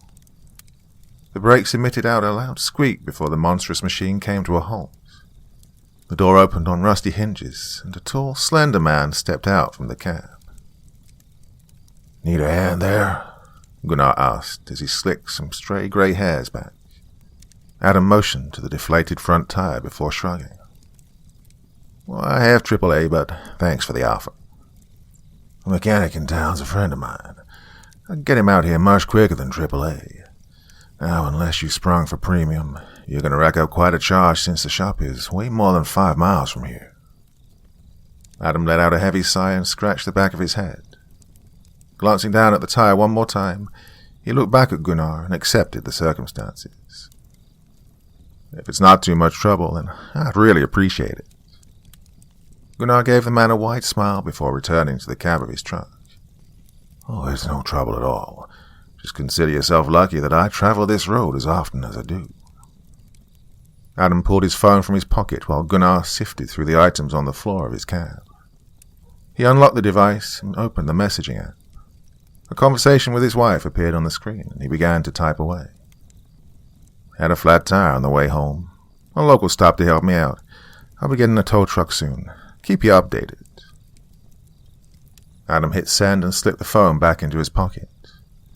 As he turned around to call out for Gunnar, he was met with a tire iron to the face. The thick end made contact with the side of his head, and Adam's vision suddenly went bright white around the edges. He felt his legs grow weak as his weight seemed to increase tenfold. As he began to see black spots, his body collapsed to the ground. His head pivoted around, causing him to smash his face onto the asphalt of the road shoulder. A cloud of dust plumed around Adam before settling on his previously spotless white shirt. Gunnar quickly pulled the phone out of the man's pocket and brought the tire iron down on the screen. He bashed the device until it was nothing more than a twisted chunk of metal on the asphalt. "Damn, you hit the ground harder than most," Gunnar muttered under his breath as he tossed the tire iron back into his truck. Returning to Adam's fallen body, Gunnar grabbed him by the ankles and dragged him towards the truck. The tailgate fell open with a loud clang while he took a moment to catch his breath. After discovering Adam was much heavier than he appeared to be, Gunnar wrapped the body with cargo straps and made sure that they were fully tightened. And finally, he threw a tarp over his new acquisition and used various tools and boxes to keep it held down securely. Slamming the tailgate shut, Gunnar dusted off his hands on his jeans and returned to the cab. The engine roared to life, and he wasted no time before peeling out of the gravel that lined the side of the road. As he repeated the process of accelerating and switching gears, light from the setting sun filled the cab. Small dust particles floated in the air as Gunnar switched on the AC and turned the radio dial. There were small bursts of static until he finally landed on a clear station. The twang of an acoustic guitar filled his ears as the truck finally reached a cruising speed. "The color of their hair is not the reason that I stare, but I was always a fool for a blonde." Gunnar tapped one hand on top of the steering wheel and whistled along as his vehicle barreled down the small Texas side road and towards home. Soon enough, his white farmhouse came into view. Bringing the truck to a slowdown, he turned down his driveway and bumped up and down. With a groan from the brakes, he brought the truck to a stop in front of the main door. He opened the door with a creak and slammed it shut. Throwing down the tailgate, he made quick work of removing the tarp and unfastening the cargo straps. Adam's eyes were still closed, causing Gunnar to let out a sigh of relief. There had been far too many times where he'd removed the tarp to find his victim awake and panicking. Grabbing hold of Adam from under his arms, he heaved the man up and over the tailgate. Much to his surprise, Gunnar felt the body slip from his grasp and plummet to the ground. Adam's face crashed onto the compacted dirt of the driveway and slid forward as the rest of his body slammed down. Son of a bitch, Gunnar exclaimed before grabbing the man's ankles and swearing even more under his breath. As he dragged the body across the yard and up the front steps, Gunnar took notice of the dark crimson streaks that had followed behind them. Looking down, he was surprised to find Adam's nose bent to the side, with blood slowly flowing from the nostrils. With even more aggravation, he rushed inside and grabbed an old towel from the laundry room. He wrapped the face up tightly and finished dragging Adam's body inside. Gunnar grabbed him under the arms once more, this time making sure he had a firm grip, before heaving his body up onto the kitchen table. The plastic tarp he'd placed over it earlier crinkled as the old wood creaked under the force. "Well, for an average-built guy, you are sure a monumental pain in the ass," Gunnar hissed at the unconscious body before walking to the sink and washing the blood that he'd smeared down one arm. After a considerable amount of scrubbing, he returned to Adam and placed 2 fingers on the man's neck. After a long pause, he still couldn't find a pulse. A smile crept across Gunnar's face as he finished drying off his hands. Damn, you can still knock him out in one swing. Tossing the rag over the back of a chair, Gunnar slipped on a pair of old gloves. He lifted the towel wrapped around Adam's face to find that the bleeding had mostly stopped. Unwrapping the man's head, he discovered a large dark spot swelling under his skin where the tire iron had made contact. Gunnar poked the area with one finger, causing the skin to push in under the pressure. He could feel fragments of skull shifting around underneath the skin from his touch. Yep, I still got it. Gunnar began the process of emptying Adam's pockets. As he removed a pack of gum, his wrist brushed against something under the man's shirt. Lifting up the fabric, Gunnar was met with the side of a pistol tucked into the waistband of his jeans. He carefully pulled the weapon out and laid it down on the table. My, oh my, you'd have been pretty dangerous if I wasn't successful with that first blow. After turning the other front pocket inside out, Gunnar rolled Adam's body onto one side and reached into the back pocket. The familiar shape of a wallet could be felt on his fingertips. Without hesitation, he pulled it out and examined it in the yellow light of the lamp overhead. It was made of a high-quality leather, leading Gunnar to believe that he stood a good chance of finding a decent amount of cash inside. Well, let's see how much Mr. Fancy Man carries around. As he flipped open the wallet, one of the items inside caused light to harshly reflect off of its surface. Gunnar tilted the wallet until he could read the lettering embossed on the item's face. His blood ran cold, and he could feel his limbs begin to tremble as he read the wording on the badge. Waco Police Department. The wallet slipped from his grasp and fell to the floor. The wallet made contact on the hardwood boards, causing a loud thud to echo throughout the kitchen. Gunnar felt his legs begin to weaken, causing him to stumble backwards. He grabbed onto the edge of the sink with a death grip as he attempted to steady his breathing. A ringing began to fill his ears, while his vision blurred. He immediately shook away the sensation and bolted for the phone on the opposite wall. Throwing his body against the aged wallpaper, he ripped the handset from its hook. Gunnar used a shaking finger to punch in a number. As the line buzzed with distortion in his ear, he could hear his heartbeat echoing as well. After a few rings, there was a click, and a familiar voice crackled through the ancient speaker. Hey, Gunnar. Coop, he spoke with trembling words. I think we have a problem. In just under half an hour, the familiar rumble of Cooper's truck could be heard pulling up Gunnar's driveway. A door opened and slammed shut. This was followed by the sound of footsteps approaching the front door. Just stay in the truck, Cooper called to Andrew as he bolted across the front lawn. Gunnar was standing in the doorway with his gaze pointed down at the ground. Cooper was shocked to find he'd adopted the habit of smoking after quitting nearly 20 years ago. As the smoke escaped his lips with an uneven breath, Gunnar ran a trembling hand through his hair. Hey, Coop. For the first time since Cooper had woken up strapped to a chair in Gunnar's living room nearly 2 years ago, the man had not greeted him with a bear hug. Gunnar, what's wrong? Without wasting any more time, Gunnar motioned for Coop to follow him inside. The two men stepped inside and shut the door behind them. As they stepped into the kitchen, Cooper took in the faint scent of blood floating in the air. He soon caught sight of the bloodied towel still wrapped around the stranger's face. Jesus, I thought you always try to avoid the face. Gunnar took in another long drag from the cigarette and let the smoke slowly trail from his lips.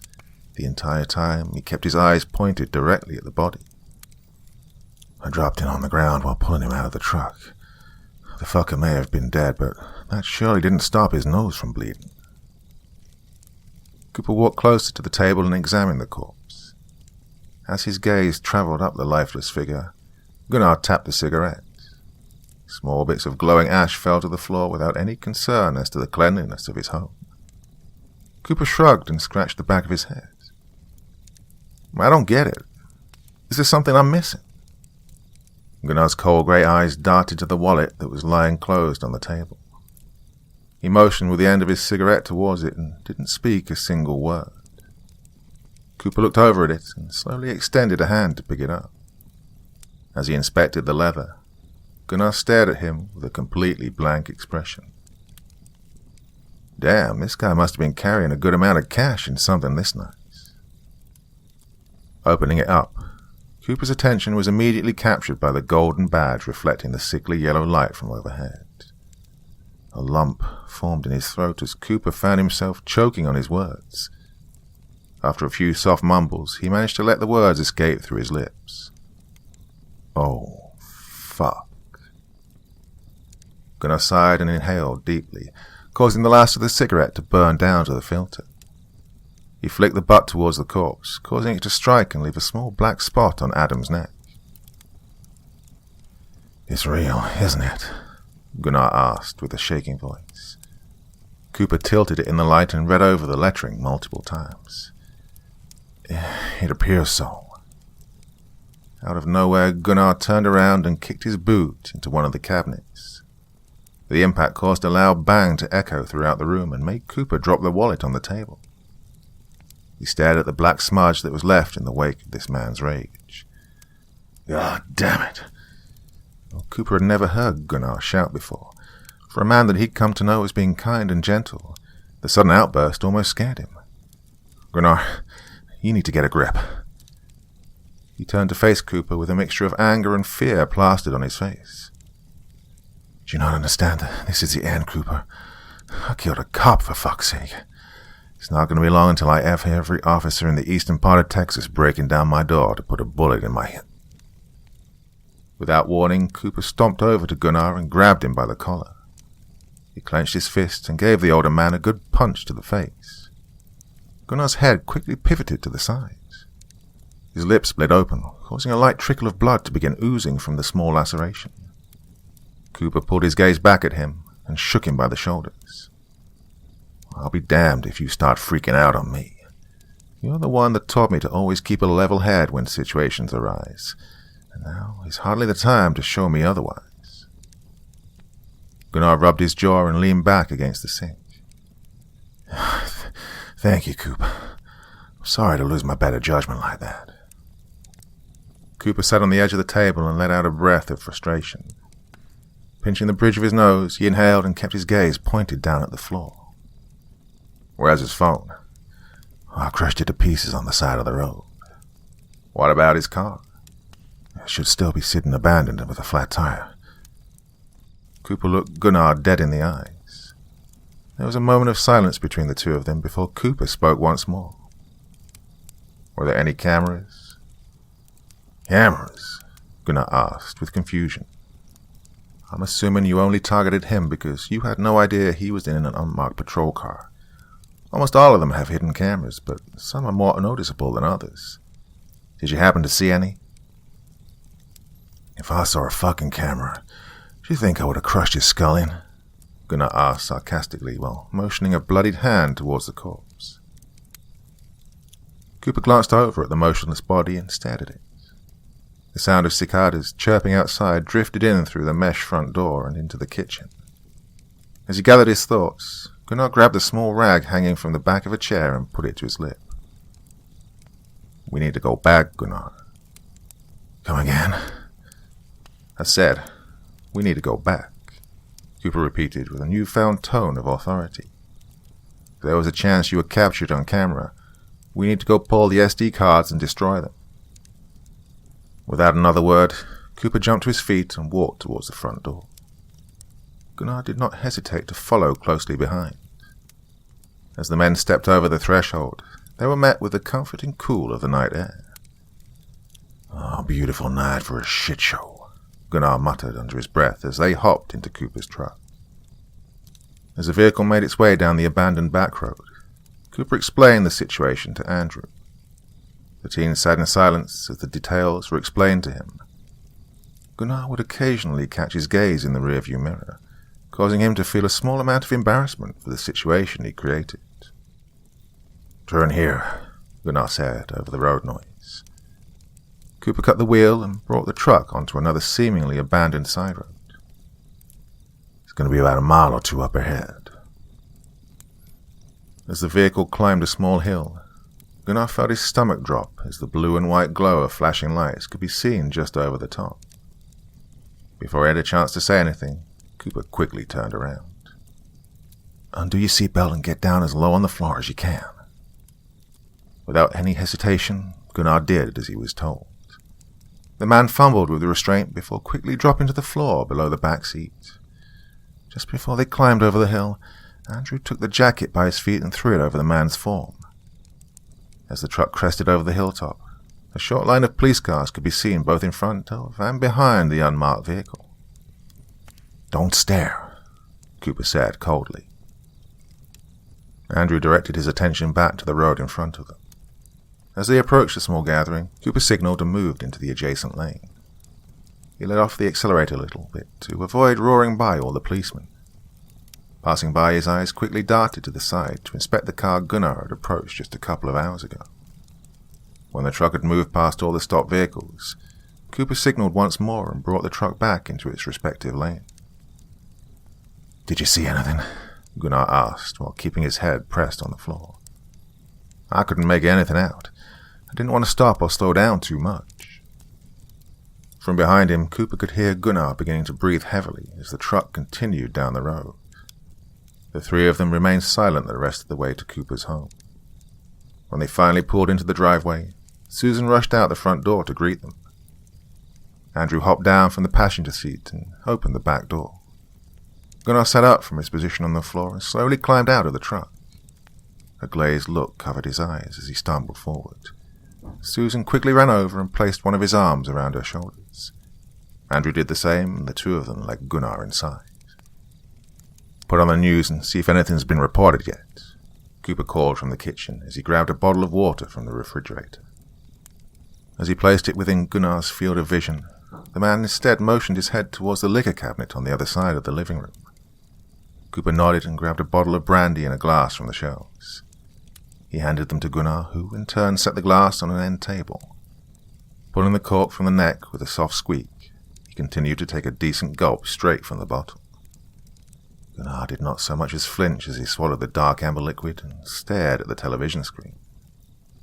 "And it looks like the Kingsland area is going to be getting nothing but intense sun the next few days," the weather girl said with a chipper tone. Gunnar took another sip from the bottle as Cooper sat down on the couch next to him.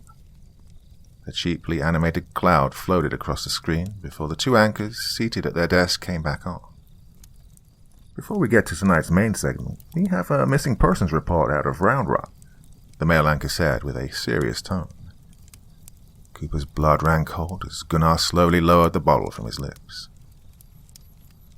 "Shelley Johnson in our Crime Watch division has more on the story. Shelley?"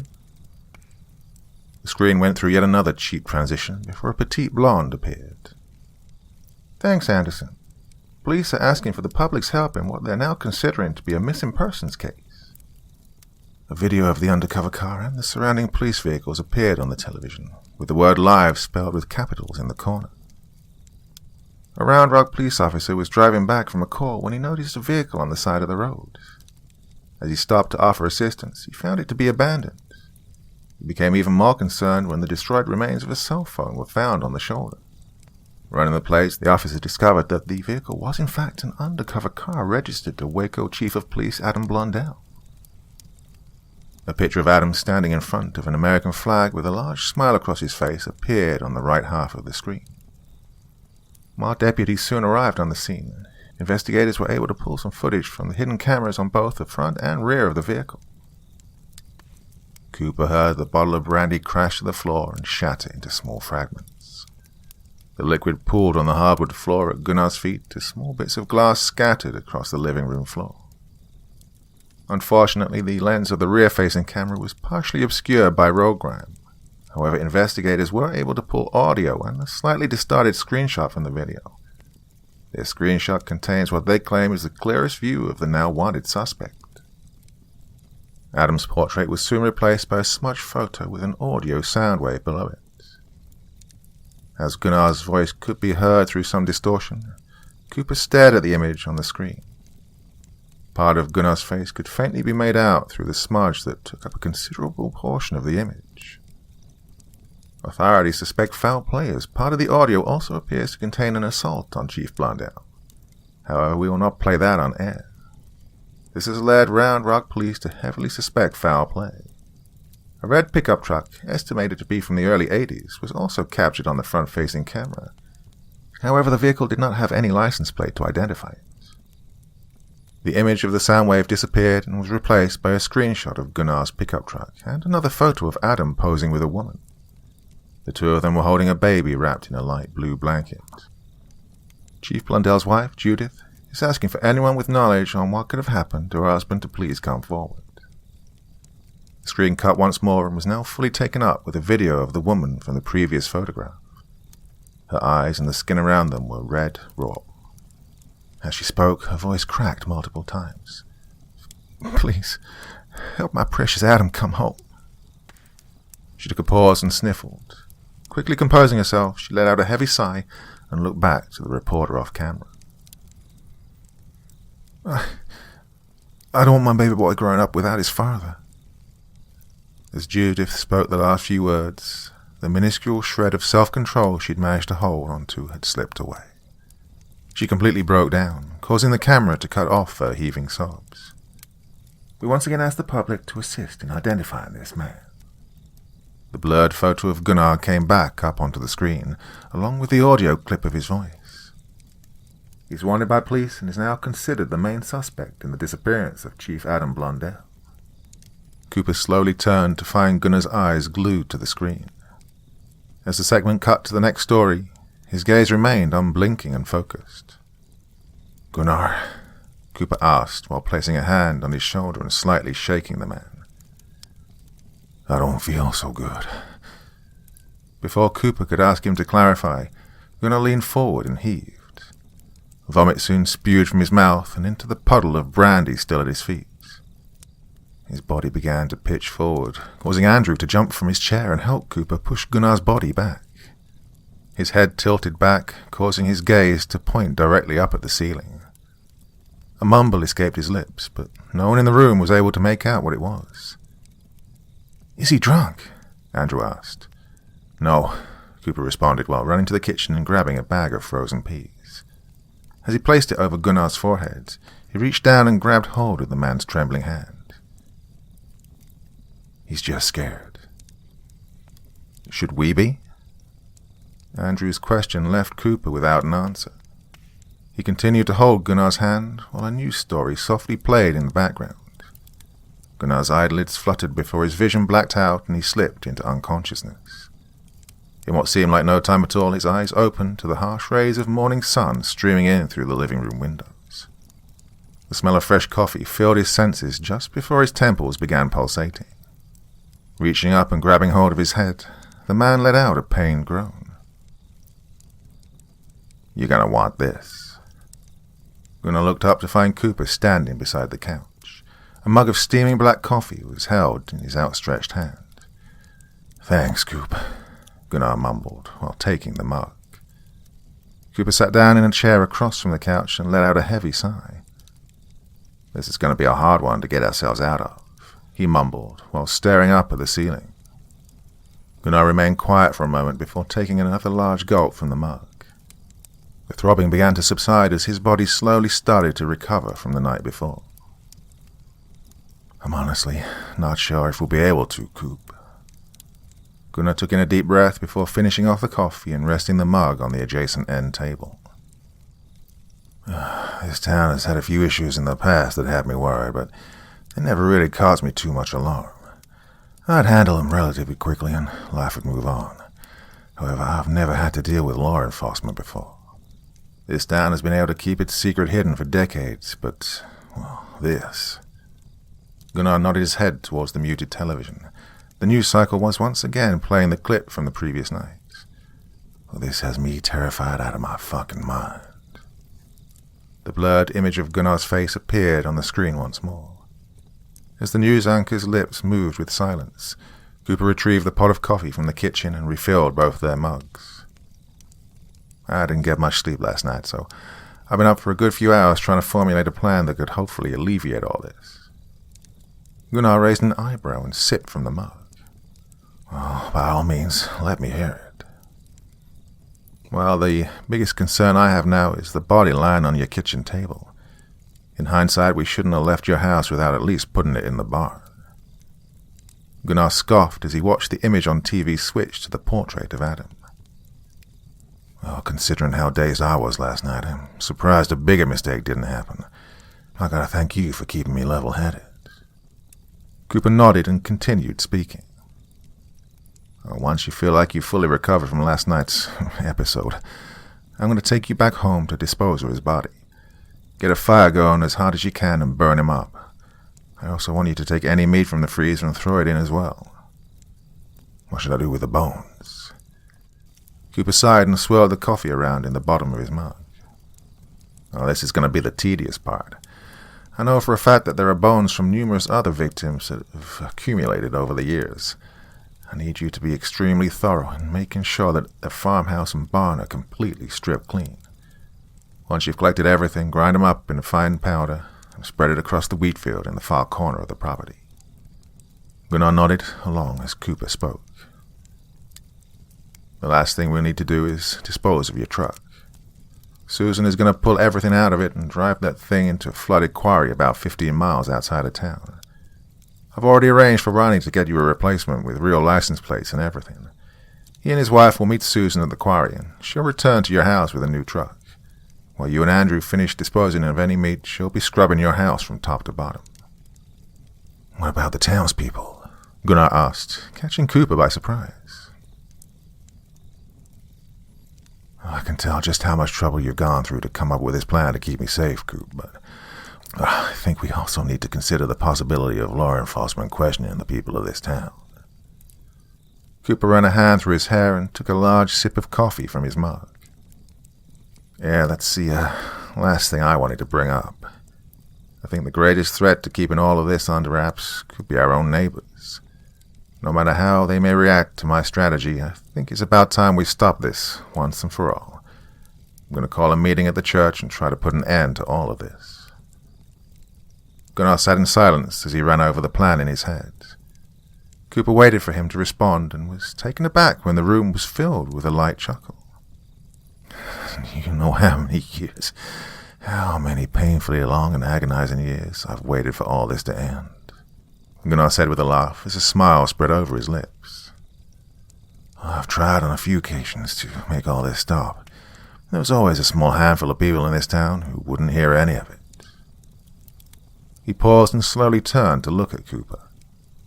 For a while now, I've come to think of you as the one that would take my position in this whole operation once I was unable to do so.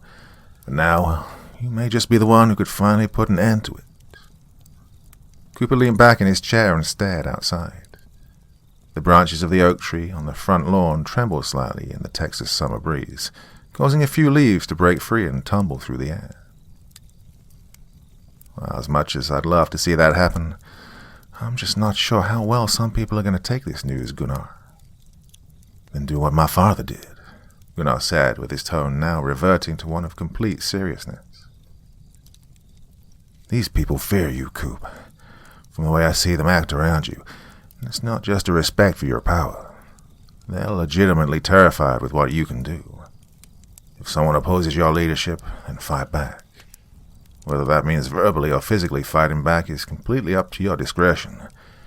I have complete faith, no matter what, that you'll handle the situation better than I'd be able to." Cooper smiled and finished off the coffee in his mug. "You know, Gunnar, my life has changed drastically since I've lived here. Not only have I found myself to take on a more firm and authoritative disposition, but I have a family. Well, hell, I never would have considered having a wife, let alone a kid, just a little over a year ago. Now I'd be willing to slaughter just to keep them safe." "I know you would, Coop. That's why I'm sure that no matter what happens, you'll be able to handle it." Before Cooper let the emotions overtake him, he stood up and walked to the front door. "Well, we need to get to work, right now.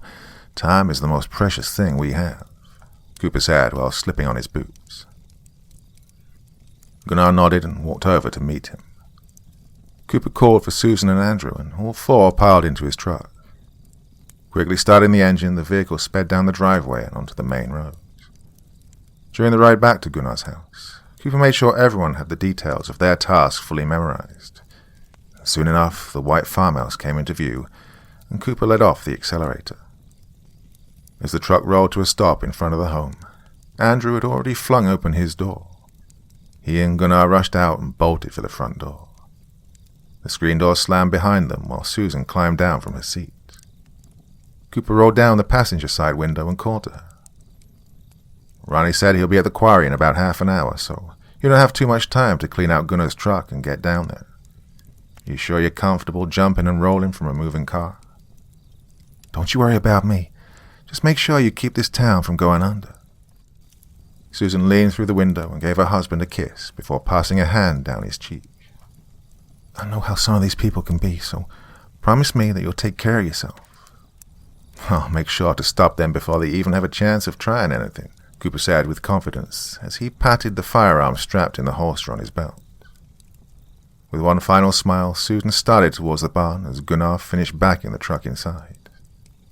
As Cooper drove off, he watched in the rearview mirror as she shut the barn doors. A small trail of smoke from the fire Andrew had started floated through the air while Gunnar ran back to join him.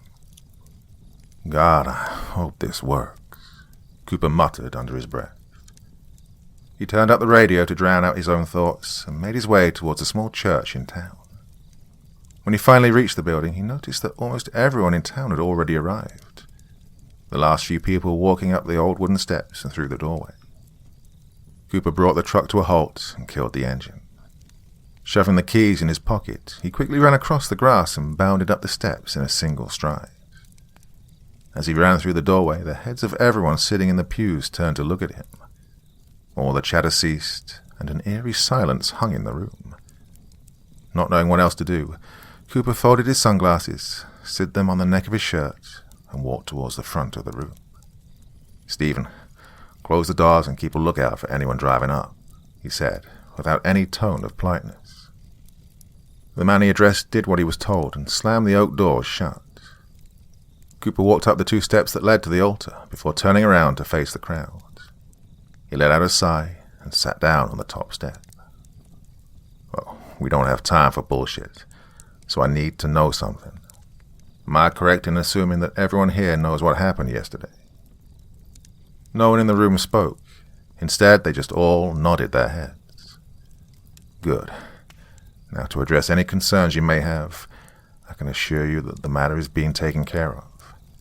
As we speak, my son is helping Gunnar dispose of the chief's body.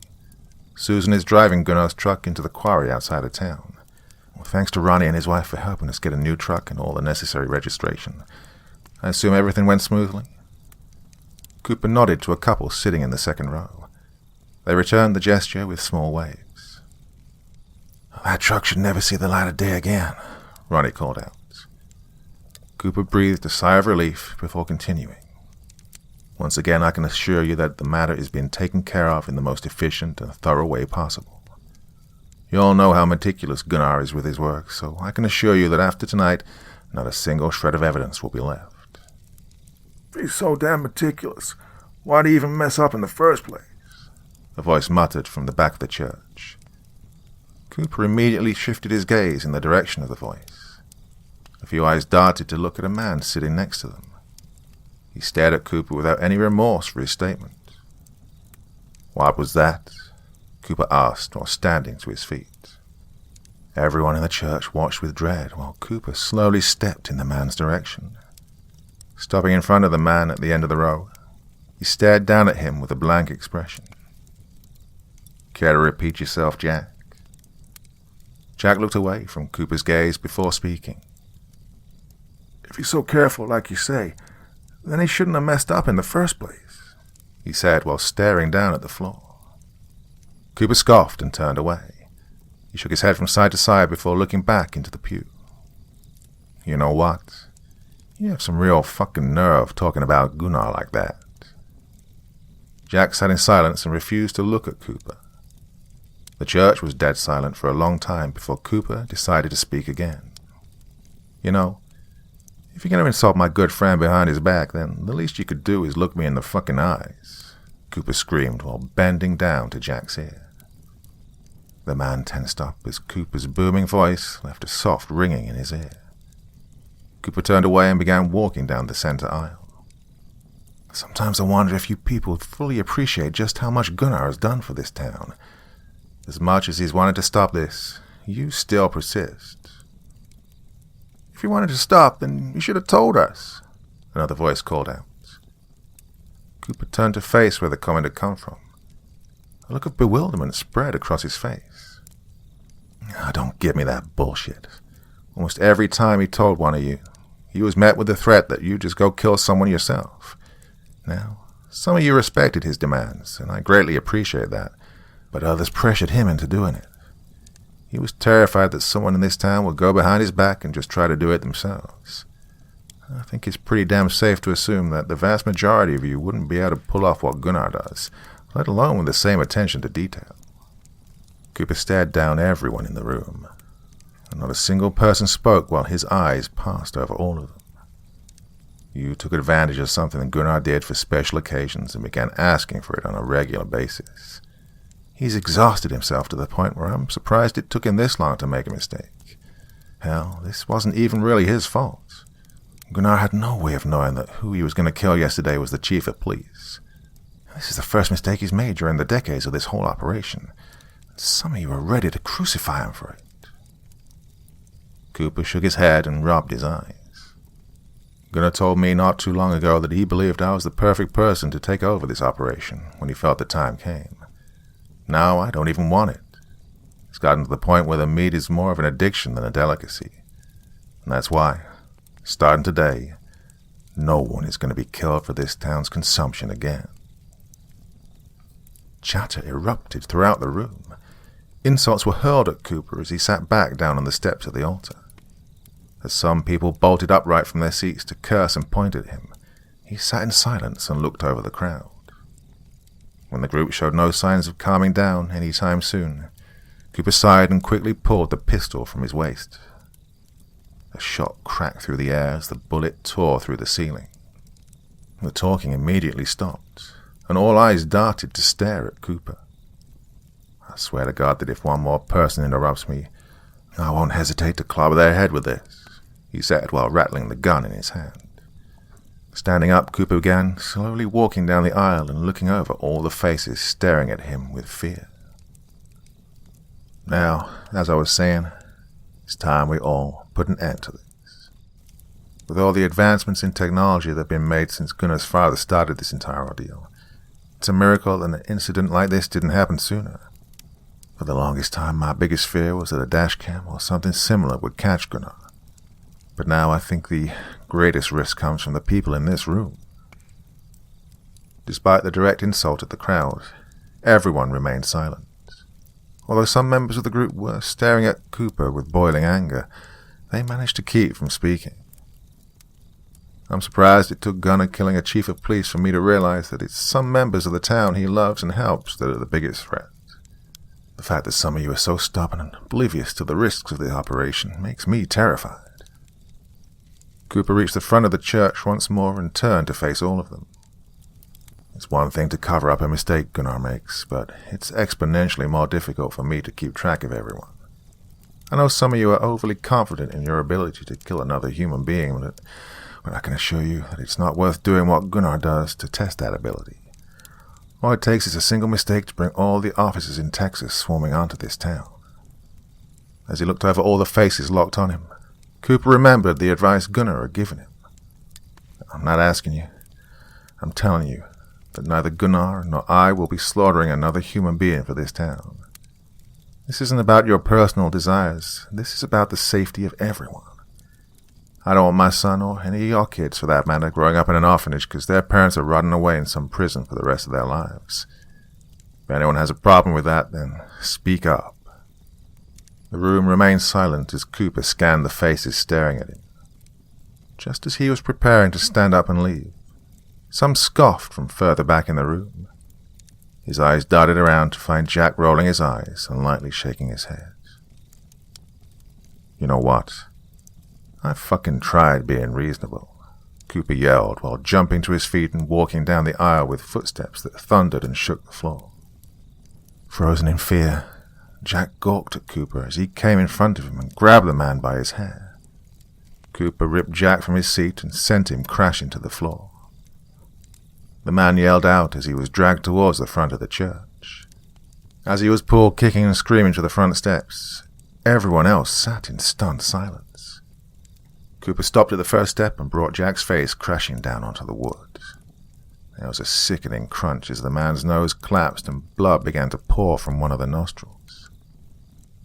I came here expecting to have a conversation like mature adults, and this is what I'm met with? Cooper asked with a booming voice while lifting Jack up and showing his face to the entire assembly. Small drops of blood were thrown through the air as Cooper twirled Jack around to show off to the crowd. The man coughed violently, causing even more blood to begin dribbling from the corner of his mouth. I will not be met with resistance. If any of you so much as think of going behind my back, I will not hesitate to exterminate you like the vermin you are. Cooper again pulled the pistol from his waist and jammed the barrel into Jack's mouth. He sobbed and found himself choking on the firearm. Keep your fucking mouth open, Cooper hissed before slamming Jack's jaw down onto the bottom step. As his teeth dug into the wood, Jack began crying. He felt the sole of Cooper's boot press into the back of his skull. A voice whispered in his ear with the most sadistic tone he'd ever heard in his life. Someone needed to be made an example of. Before Jack could even contemplate a response, Cooper lifted his boot and brought it crashing down on the back of his skull. A loud crack echoed throughout the church as Jack's jaw shattered and bent down against his neck. Cooper brought his boot back once more and stomped even harder on the man's skull. He repeated the process a couple of more times until he felt the bone collapse under his foot. The head tilted back to an unnatural angle as Jack's spinal cord snapped and his body went limp. With his chest heaving from deep breaths, Cooper bent down and grabbed hold of the now bloody clumps of hair.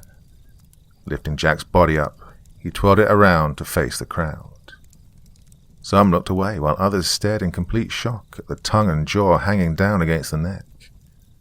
One of Jack's eyes lolled down in the socket, while the other bulged out. Let this be a lesson to all of you, Cooper yelled.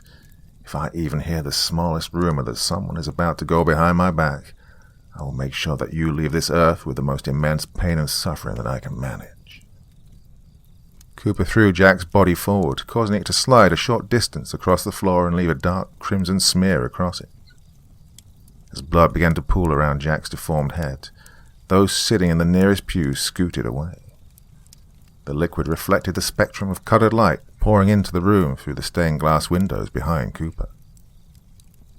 This town has once again reached a turning point in its history. One path leads to a bright future where we can all trust one another. The other leads to deception, more death, and the possibility of law enforcement raining down upon your homes like a plague. The latter can be avoided if you simply do as I say and never deceive me. Do I have any more opposition? Cooper glanced over everyone to find them all nodding their heads at him. The smile pulled at the corners of his lips. Good. Now can someone fetch me a bottle of hydrogen peroxide, rags, and a few trash bags? I need assistance cleaning up this mess." Multiple people bolted from their seats. A few went into the back of the church, while the owner of the pharmacy ran to his truck to retrieve the needed chemicals. Cooper sat back down on the top step. Using the back of his hand, he wiped the small drops of his blood from his face and stared down at Jack's body. Ronnie soon appeared by his side, with his head shaking. "It's a real shame the guy had to go," Ronnie let out, as two women appeared from behind the altar with trash bags. "Yeah, well, he was pretty arrogant," Cooper let out, with a hint of amusement. "I never really liked the poor son of a bitch." Cooper spent the next few hours supervising the cleanup and speaking with various members of the town. Some showed their appreciation by explaining how they'd also felt uneasy and wanted the practice to end years ago. Others seemed slightly upset about never having human meat again, but were respectful to Cooper and promised that they would assist in keeping the secret buried. As the last spot of blood was lifted from the floorboards, Cooper tied up the bag and carried it out to his truck. He slid the cover over the bed and slammed the tailgate closed. The last few cars parked in front of the church pulled away. Cooper climbed into the cab and brought the engine roaring to life. He removed the sunglasses from the neck of his shirt and flipped them open. Placing the lenses over his eyes, he realized there were small flecks of blood on the polarized acrylic. He quickly brushed them onto his shirt before pulling his truck out onto the road. Making sure not to speed, Cooper took the familiar route to Gunnar's farmhouse. As he pulled down the gravel driveway, he was surprised to find smoke still floating in the air from behind the house. He brought the vehicle to a stop and killed the engine. "You're almost done?" Cooper yelled while slamming the door. "We're about halfway there," Andrew's voice called from around the corner. As Cooper walked over the tall grass, he caught sight of the smouldering pile sitting in the backyard. Andrew turned to face his father and revealed the large amount of blood splattered across his apron. "Glad to see I'm not the only one who had a little mishap," he joked while motioning towards Cooper's shirt. "Yeah, well, someone needed to be dealt with before I could leave," Cooper said. The back door creaked open and Gunnar came down the steps. He carried a large chunk of flesh in a plastic container. Bringing it to the fire, he dumped the contents into the inferno. "Jesus, Cooper, I wasn't expecting things to get that heated," Gunnar said as the skin on what he had just discarded began to sizzle and pop. Jack Anderson doubted my authority, so I had to put him in his place. Gunnar smiled and wiped the blood from his hands on an old rag. With a chuckle, he tossed the blood-soaked cloth into the fire. "I knew if someone questioned your authority, you wouldn't even hesitate to put up a fight." Cooper scratched the back of his neck and looked back at his truck. About that, I did a little bit more than fight back.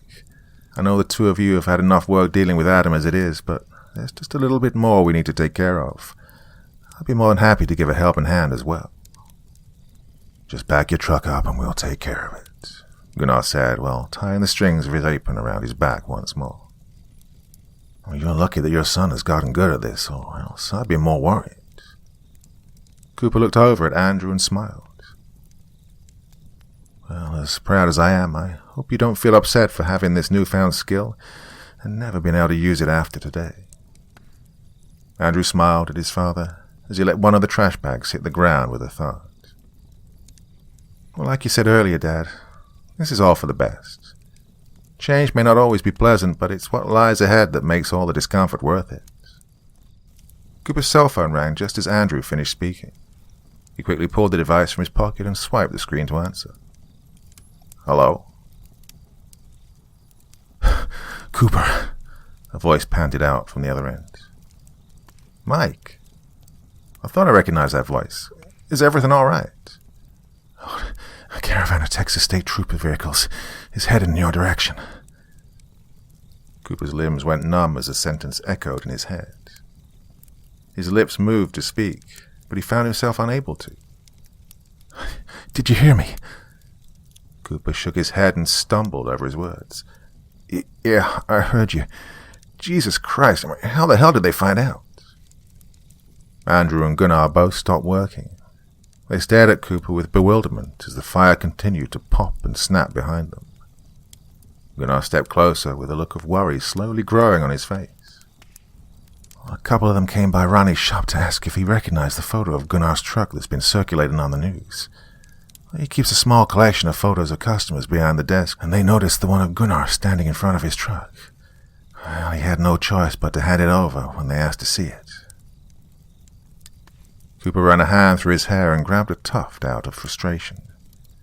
His breathing was continuing to quicken while he struggled to grasp the reality of the situation.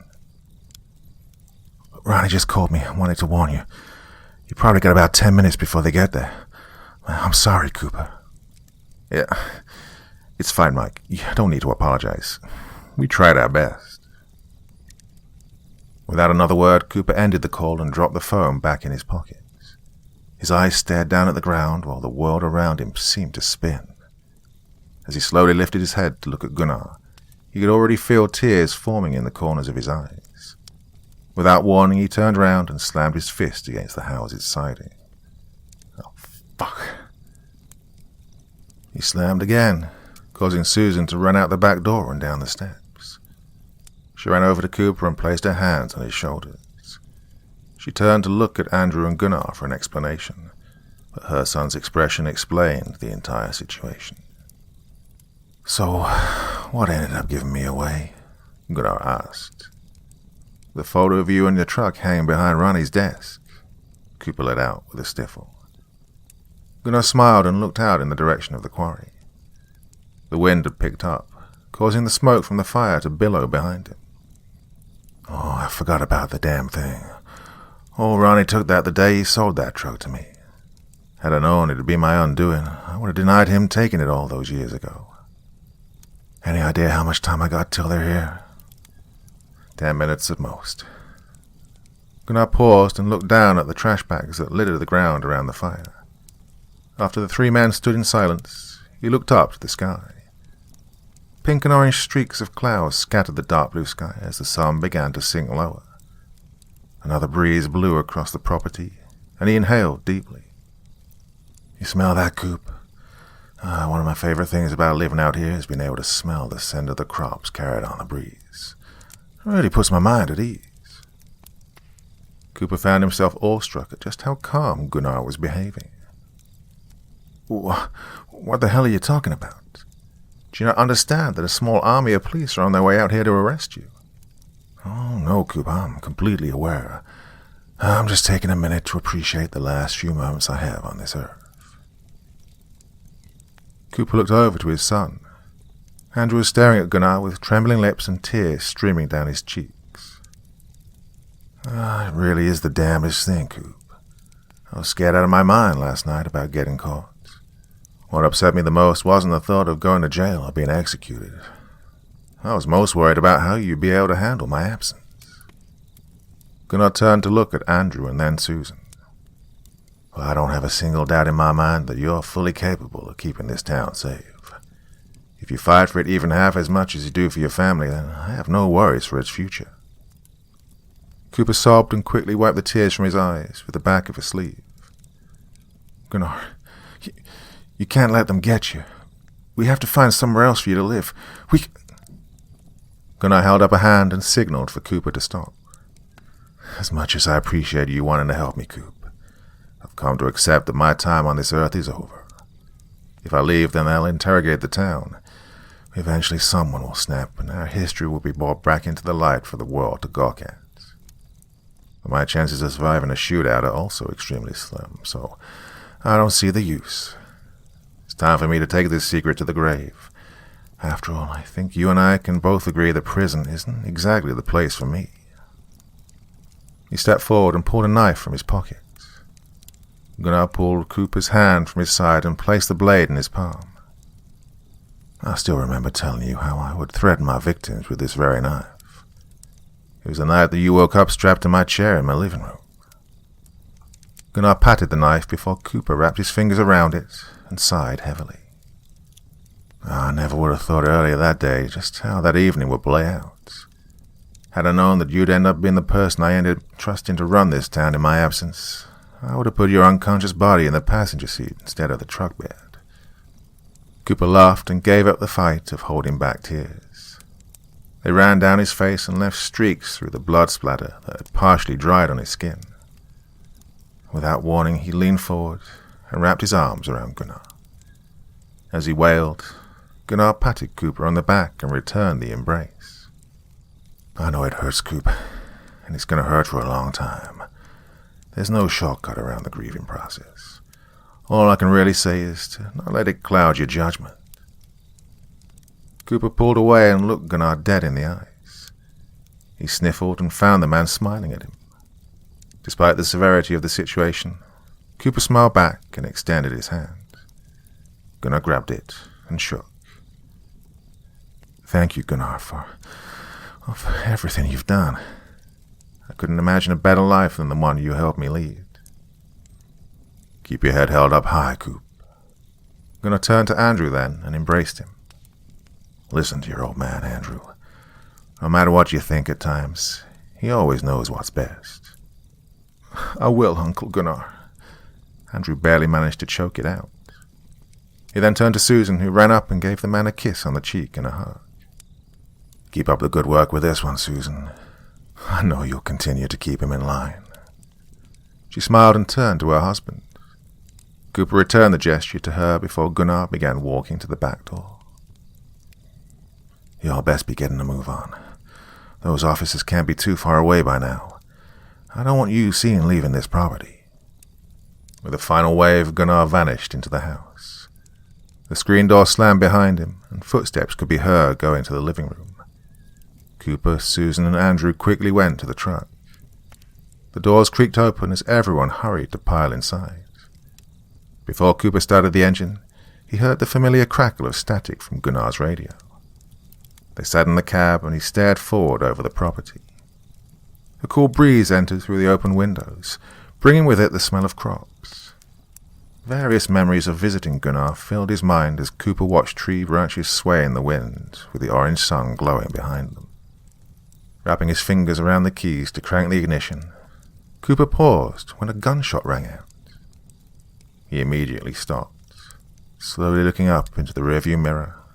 Cooper caught a quick glance of a small blood spatter on the old curtains of the living room windows. He shut his eyes and looked back down at the steering wheel. He let out a deep breath before pushing in the clutch and turning the keys. The truck roared to life and Cooper shifted into gear. He sped down the driveway with everyone in complete silence. Pulling out onto the main road, Cooper slowly looked up into the rearview mirror. He watched with hot tears cascading down his face as the white farmhouse slowly vanished from view. Looking back to the faded road, Cooper remained silent as the truck sped off into the Texas sunset.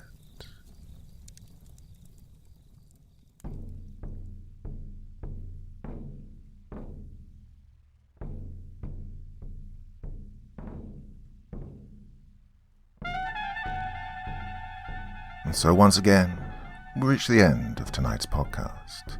My thanks as always to the authors of those wonderful stories, and to you for taking the time to listen. Now, I'd ask one small favor of you. Wherever you get your podcast from, please write a few nice words and leave a 5-star review, as it really helps the podcast. That's it for this week, but I'll be back again same time, same place, and I do so hope you'll join me once more. Until next time, sweet dreams and bye-bye.